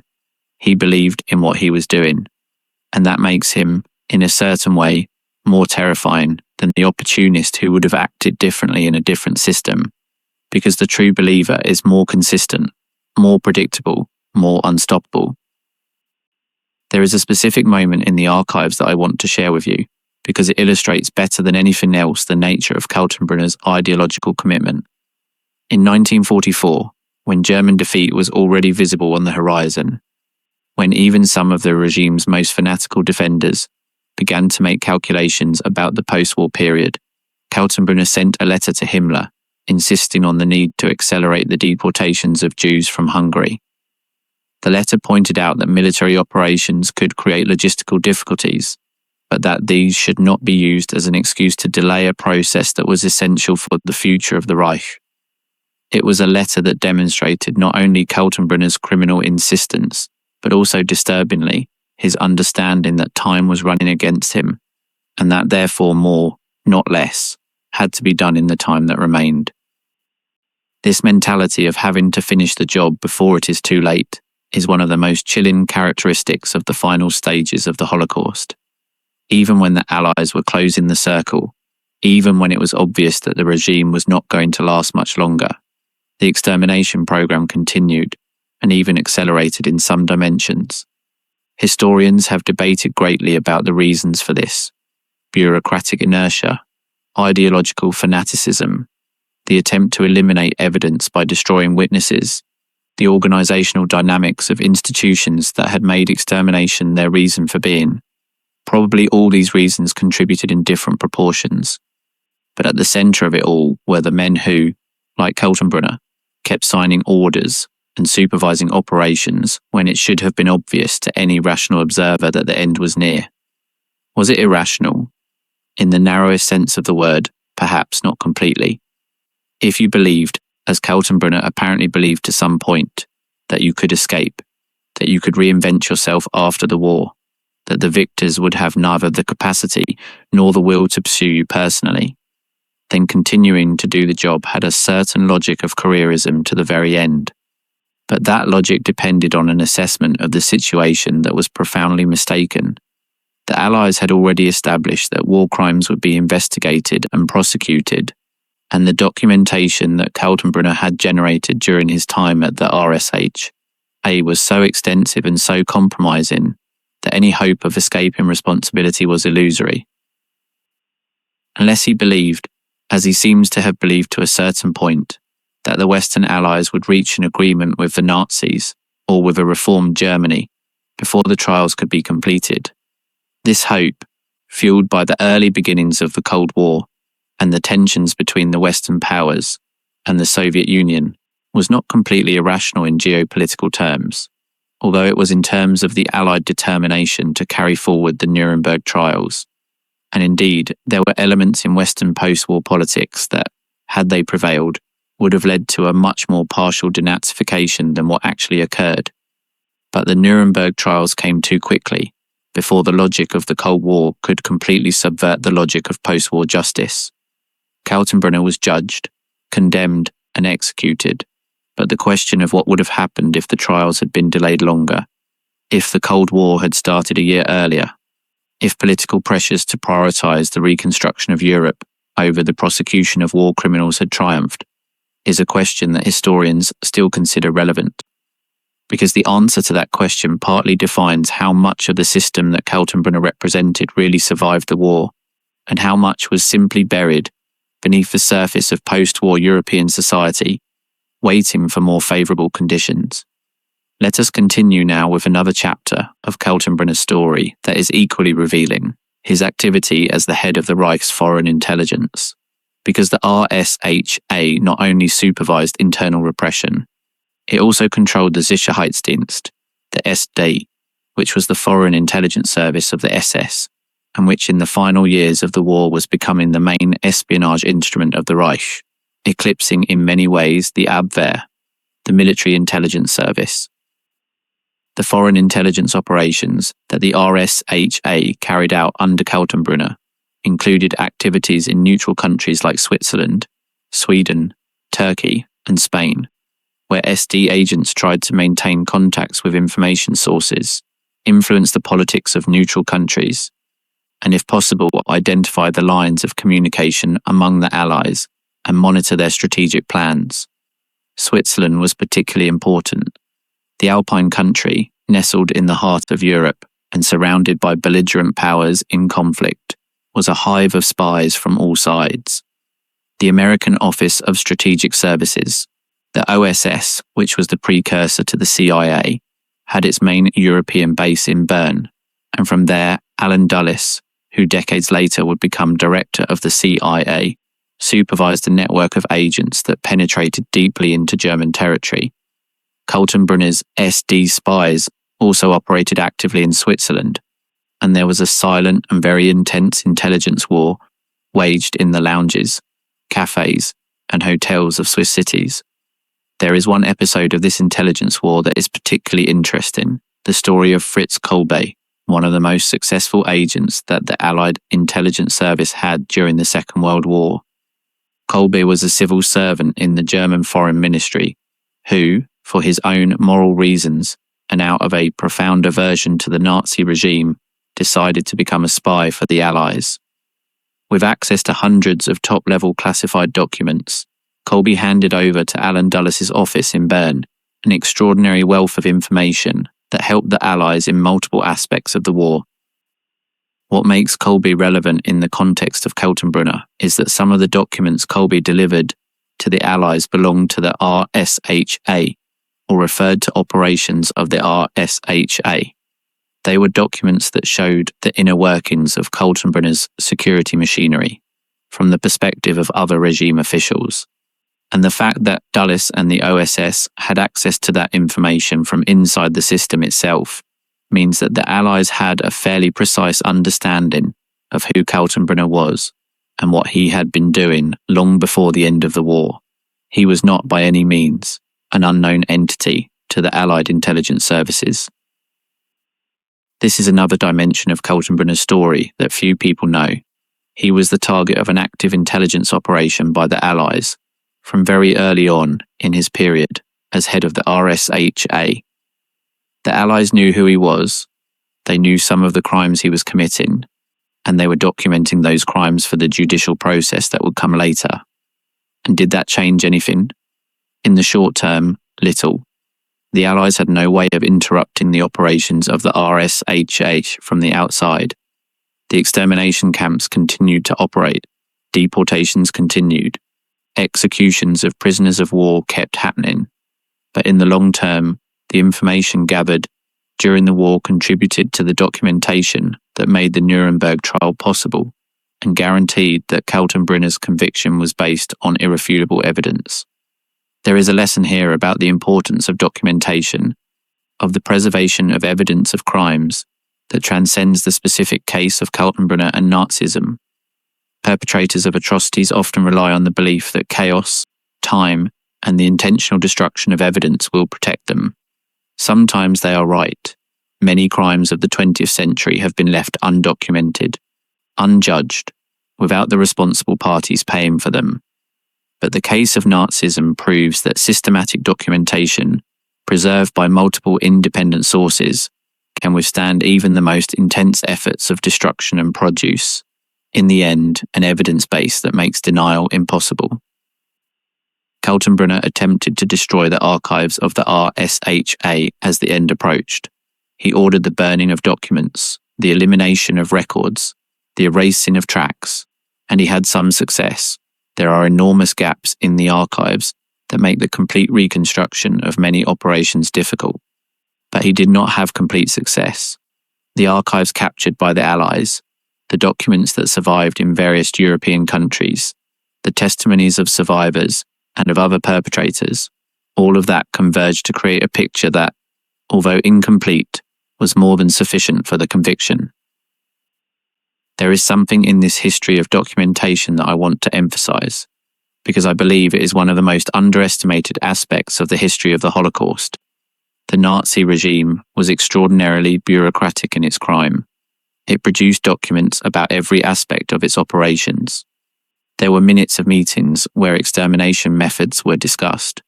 There were statistical reports on the number of people murdered in each camp each week. There were internal communications about the availability of train cars for deportations. There were lists of names of people who had been executed. It was a bureaucratic apparatus that in certain aspects functioned with the same logic of documented efficiency as any other modern bureaucratic apparatus, with the only difference being that what it documented was the systematic murder of human beings. And Kaltenbrunner was the head of that apparatus. His signature appears on dozens of documents related to the most horrifying decisions of the period. And when those documents were presented before the Nuremberg tribunal, when his signature appeared over and over again on the pages describing extermination, deportation, and torture, it was impossible to sustain his defense of ignorance or limited responsibility. Let's talk now about something that is rarely mentioned when speaking of Kaltenbrunner, but which is essential to understanding the breadth of his criminality: his role in the persecution of Jehovah's Witnesses, homosexuals, and the mentally ill during the period of his leadership of the RSHA. Nazism had multiple categories of victims. The Jews were by far the most numerous victims, and the ones who received the most systematic attention from the genocidal apparatus. But Nazism also persecuted, and in many cases exterminated, other groups defined by religious, sexual, medical, or ethnic criteria. Jehovah's Witnesses, for example, were relentlessly persecuted by the Nazi regime, partly because their faith forbade them to salute with an outstretched arm, to swear loyalty to the state, or to serve in the military. Their refusal to bow to the regime's demands was interpreted as a form of resistance that the regime could not tolerate. Under the supervision of the RSHA, including Kaltenbrunner's, Thousands of Jehovah's Witnesses were sent to concentration camps, where many died. Homosexuals were persecuted under paragraph 175 of the German Penal Code, which criminalized relations between men. Under Nazism, persecution intensified dramatically. The Gestapo kept registries of suspects, conducted raids, used informants. Arrested homosexuals could be sent to concentration camps, where they were identified with a pink triangle and subjected to conditions of special brutality. The RSHA supervised this persecution. People with mental and physical disabilities had been the target of Nazism's first extermination programs. The Action T4 program, which began in 1939, resulted in the murder of more than 200,000 people with various disabilities, using gas in specially built facilities. This program was technically halted in 1941 after protests from the Catholic Church, but in reality it continued in a more covert manner. The RSHA and its related agencies had responsibilities in this area as well. All this is to say that Kaltenbrunner's crime cannot be reduced simply to the Holocaust, as central as that was. He supervised a terror apparatus that had multiple targets, that persecuted very different groups, for very different reasons, that exercised systematic surveillance over the entire German society and the occupied territories.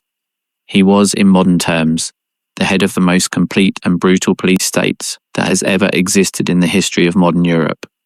And that police state did not function solely through direct violence. It also functioned through fear, denunciation, generalized suspicion. One of the most disturbing realities of the mature Nazi regime was the extent to which repression did not rely exclusively on state agents, but was supported by a network of voluntary civilian collaborators, neighbors who denounced neighbors, employees who informed on their bosses, students who reported their teachers. This system of generalized denunciation was one of the most effective instruments of terror, because it created an atmosphere of total distrust that made any form of organized opposition practically impossible. The Gestapo, under Kaltenbrunner's supervision as part of the RSHA, was much smaller in terms of personnel than many people suppose. Historians have established that in Nazi Germany, there was approximately one Gestapo agent for every 2,000 citizens, a surprisingly low proportion compared to that held, for example, by the Stasi in post-war East Germany. The Gestapo's effectiveness was not based on direct universal monitoring. It was based on the network of voluntary informants, on the fear that made people self-censor, and on the reputation of omniscience that the regime deliberately cultivated. This is one of the most disturbing lessons of the Nazi terror system for modern democracies, that a repressive apparatus does not need to be omnipresent to be effective. It needs to be sufficiently credible, sufficiently feared, sufficiently capable of exemplarily punishing those who defy it, so that the majority of people bow down without the need for direct coercion. Terror functions above all through the imagination of potential victims, not only through its direct acts. Kaltenbrunner understood this perfectly, and among the decisions he made as head of the RSHA, some of the most calculated from a psychological point of view were precisely those that sought to maximize the terrorizing effect of repressive actions, rather than strictly their operational efficiency. Public executions, deportations at times that ensured neighbors would see them, formal death notices sent to the families of the executed. All this had a signaling function to communicate to society at large that the regime saw everything, punished everything, and had no moral limits. It was state terrorism in its most conscious and systematic form, and Kaltenbrunner was its most powerful administrator. Let us return now to an aspect of his story that we briefly mentioned, but that deserves more attention: the final days of the war and Kaltenbrunner's behaviour in that critical period, because what he did and how he behaved in the weeks between Hitler's death and his own capture tells us something fundamental about the real priorities of the man who, more than almost anyone else in the regime, had dedicated himself for 2 years to ensuring that the killing machine functioned efficiently. With Hitler's death on April 30th, 1945, Admiral Karl Dönitz was designated as successor in accordance with the Führer's testamentary instructions.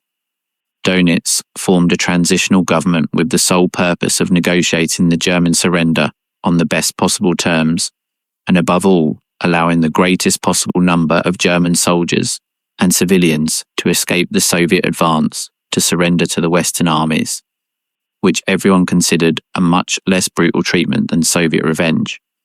In that context of total disintegration, Kaltenbrunner no longer had a clear role.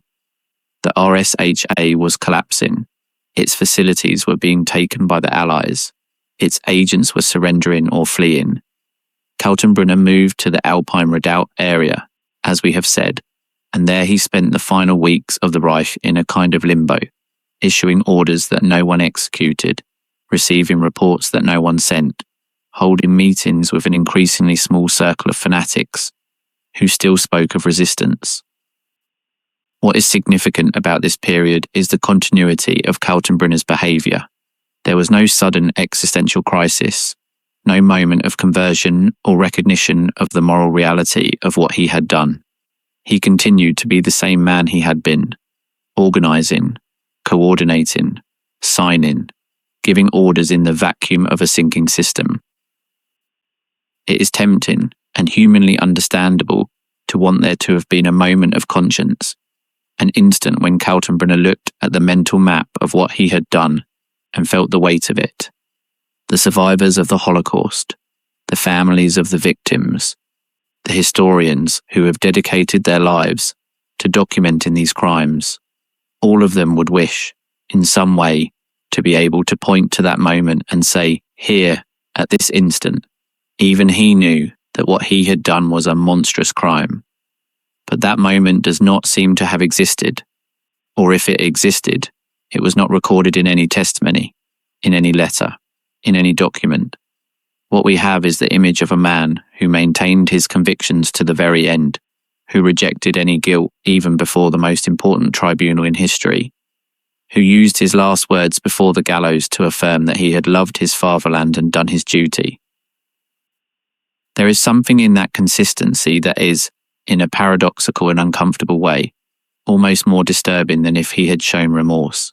Because remorse, even if late and insufficient, would at least suggest that on some level of consciousness there was a recognition that the victims were real human beings whose suffering mattered. The total absence of remorse suggests something different, that Kaltenbrunner never saw his victims as human beings in the full sense of the word. They were to the end abstract categories, obstacles, problems, not people. And that brings us back to the starting point, to the question we posed at the beginning of this narrative. What makes a human being reach that point? What processes, what conditioning, what accumulated choices lead a person to be incapable of seeing in the suffering of others something that deserves their moral consideration? We do not have a complete answer, but we have pieces of the puzzle. We have the ideology that systematically dehumanizes certain categories of people. We have the unaccountable power that frees individuals from the consequences of their acts.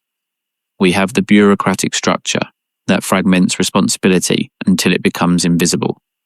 We have the peer group that reinforces and legitimizes cruelty. We have, at the bottom of it all, the human decision not to resist, not to question, to follow the path of least resistance, even when that path leads into the abyss. These are the pieces. And the task that Kaltenbrunner's story imposes on us is to learn to recognize those pieces when they appear in our own reality, before they combine in ways that none of us want to see. I want to tell you now about a specific episode that is never mentioned in conventional accounts of Kaltenbrunner and the Holocaust, but which captures with painful precision the way the Nazi bureaucratic terror apparatus functioned in practice.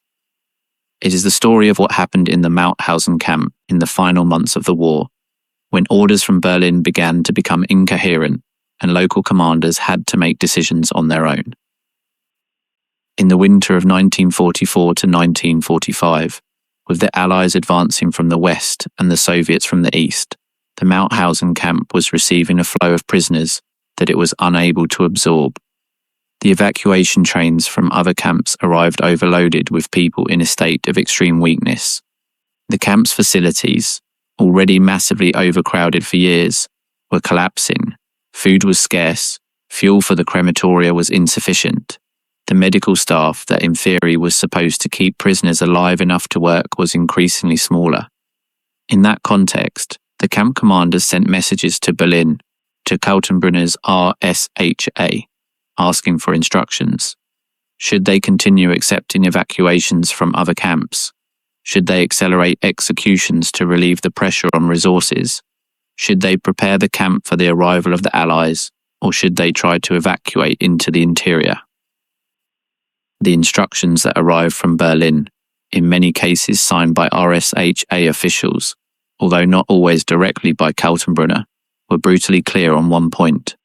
Prisoners capable of testifying about what they had witnessed must not fall into the hands of the Allies. That meant, in practical terms, executing the prisoners who had witnessed the most sensitive operations, those who had worked in the gas chambers, those who knew the details of the extermination operations.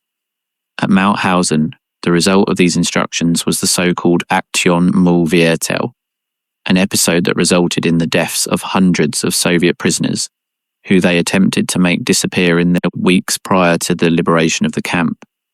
It was an atrocity within the larger atrocity of the camp itself, an example of how the machinery of Nazi crime continued to function, even when the system was disintegrating.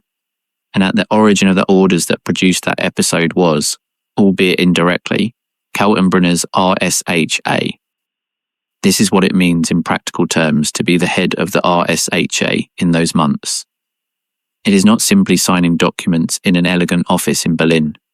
It is being the point of convergence of thousands of concrete decisions, some taken directly, others delegated in a chain of officials and commanders who operated under a framework of general instructions that he had helped to establish.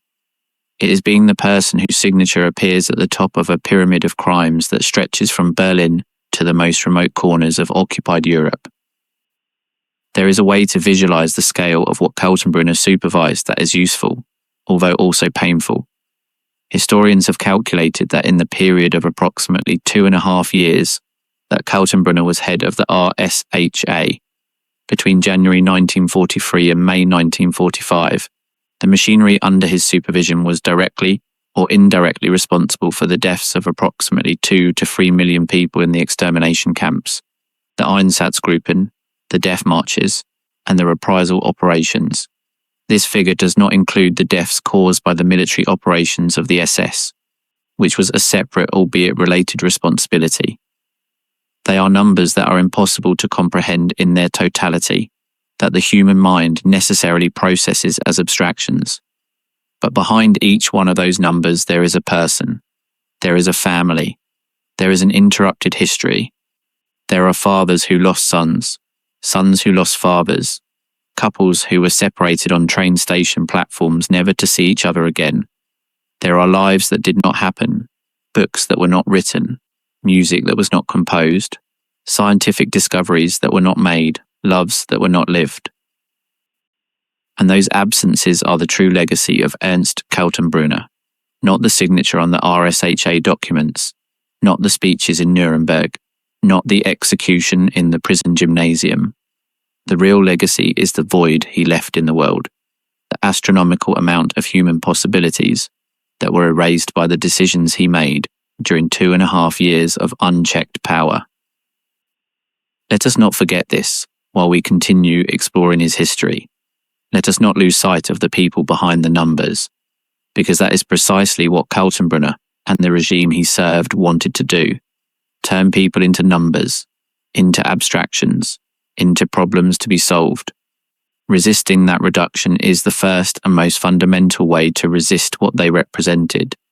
Let us continue now with an aspect of Kaltenbrunner's story that is fascinating for what it reveals about the internal contradictions of the Nazi regime in its final phases, his relationship with the different factions of power that coexisted, competed, and fought each other within the Reich apparatus. The Nazi regime in 1943 to 1945 was not a unitary and coherent monolith.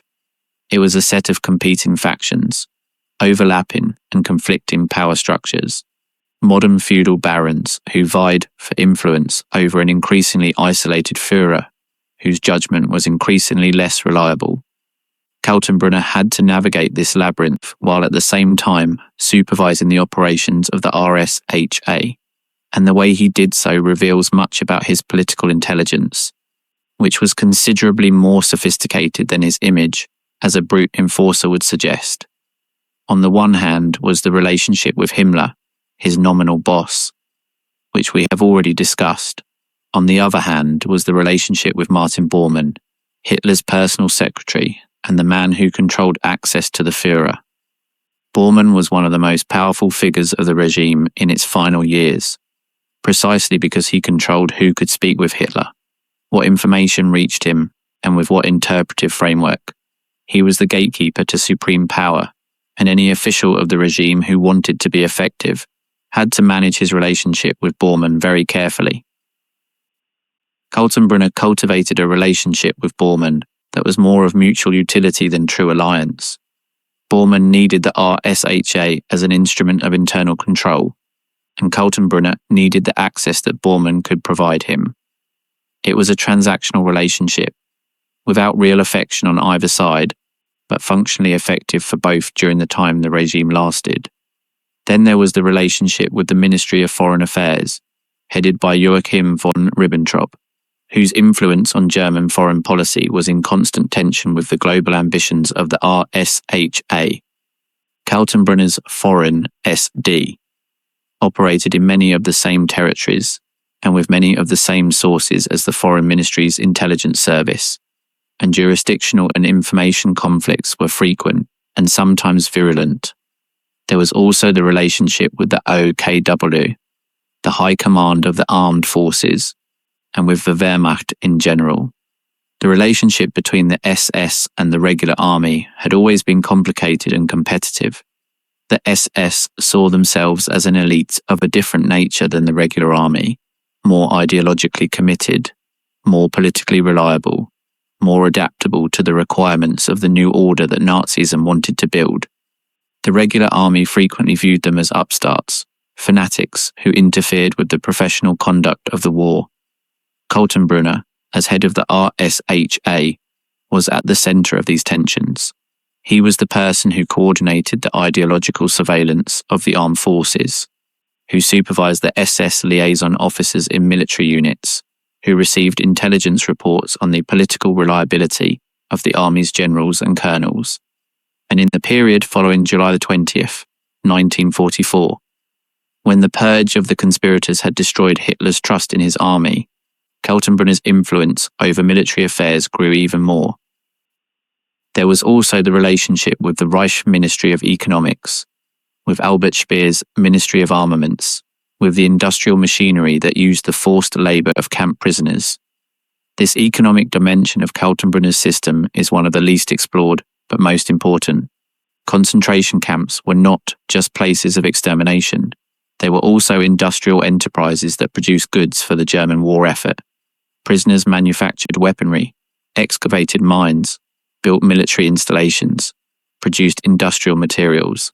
Private German companies, including some of the best known in the European corporate world, made use of this forced labour with full knowledge of the conditions under which it was carried out. Kaltenbrunner supervised, at least nominally, this system of forced labour as part of his duties concerning the concentration camps. He was not the only one responsible. Himmler had direct responsibilities. Speer was the main institutional client, and the private companies were active accomplices. But the RSHA was one of the central cogs coordinating the supply of forced labour with industrial demand, and Kaltenbrunner, as head of the RSH, had responsibilities that could not be dismissed in any reasonable court. One of the most revealing aspects of this economic dimension of crime is how it coexisted with the logic of extermination. In theory, there was a contradiction between killing prisoners and using them for forced labour. If you kill them all, you run out of workforce. In practice, the Nazi regime resolved this contradiction in a way that is horrifying in its bureaucratic precision. It divided prisoners into two categories: those who were considered fit for work and those who were not. The former were exploited to death and then replaced by new deportations. The latter were eliminated directly upon arrival at the camps. This logic of extermination through labour was in a sense the most perfect expression of the Nazi mentality. It combined genocidal racism with economic pragmatism in a way that simultaneously satisfied ideology and practical necessity, and it was a logic that Kaltenbrunner's RSH supervised, coordinated, and made work. Let's pause here for a moment. We have covered a lot of ground, from Kaltenbrunner's birth in Imperial Austria, through his radicalization in the turbulent environment of the Austrian Republic, through his rise in the clandestine Austrian Nazi movement of the 30s, through his appointment as head of the RSHA after Heydrich's death, through the crimes he supervised during 2.5 years of power, to his capture, trial, conviction, and execution in 1946. We have talked about the Kugel Erlass and the murder of the 50 escapees of the Great Escape. We have talked about the Hungarian deportations and the roundup of Rome. We have talked about Operation Bernhard and currency counterfeiting. We have talked about the death marches and the reprisal operations after July 20th. We have talked about Kaltenbrunner's relationship with Himmler, with Hitler, and with the different factions of power in the regime. We have talked about his personal life, his marriage and his lover, his physical image, and the psychology that underlay his actions. But there is still more. There is the story of the witnesses who survived and who became the voice of the victims before the Nuremberg tribunal. There is the history of the specific documents that convicted Kaltenbrunner beyond any reasonable doubt. There is the story of the second-tier RSHA officials who survived the war and whose post-war careers tell us something about the continuity of the Nazi past in post-war Europe. And there is the history of the descendants of Kaltenbrunner's victims, of the communities that were destroyed and that were never completely rebuilt. All those stories deserve to be told, and we will tell them. But first, let me give you a moment of respite, an anchor point before we go on. Because the story of Kaltenbrunner is, by its nature, a story that oppresses, that overwhelms, that confronts us with aspects of human nature that we would prefer not to know. And in that oppression, there is a risk that it paralyzes us, that it leaves us simply with a feeling of horror without a way out. The antidote to that paralyzing horror is something that Holocaust historians and educators have repeatedly identified as essential: the story of those who resisted, of those who said no, of those who maintained their humanity amidst total dehumanization. Because not everyone in Nazi Europe was a Kaltenbrunner. There were people who risked their lives to save others. There were officials who forged documents to allow the persecuted to escape. There were soldiers who disobeyed execution orders at the risk of their own lives. There were civilians who hid Jews and other persecuted people for years, knowing that discovery would mean their own deportation or execution. These acts of resistance did not change the final outcome of the Holocaust. The system was too powerful, and those who resisted were too few and too dispersed to stop the machinery. But those acts demonstrate something fundamental, that even in the most extreme context of ideological pressure, physical fear, and the absence of institutional breaks, there were people who found a way to maintain their humanity. And that tells us that Kaltenbrunner's humanity was not destroyed by the environment or the ideology he encountered. It was abandoned, surrendered, in a series of decisions he freely made. This distinction matters, not to discharge Kaltenbrunner's individual responsibility onto society or the system. Personal responsibility is irreducible, but to remind us that humanity is always a choice, that even in the most extreme circumstances, moral choice exists, and that the fact that Kaltenbrunner made the decisions he made was neither inevitable nor determined. And that, finally, is the deepest reason why Kaltenbrunner's story matters, not so that we remember him as a monster without humanity, who can be conveniently categorized and archived in the past, but so that we remember him as a human being who made decisions that led to the murder of millions of people, and so that we use that memory as a tool of vigilance over ourselves and over the societies in which we live. Because the danger is not the recognizable monster. The danger is the neighbor, the official, the politician who seems perfectly normal until the system gives him power and the ideology gives him justification and the absence of brakes gives him the freedom to act on his worst impulses. That is the danger that the story of Kaltenbrunner teaches us to recognize,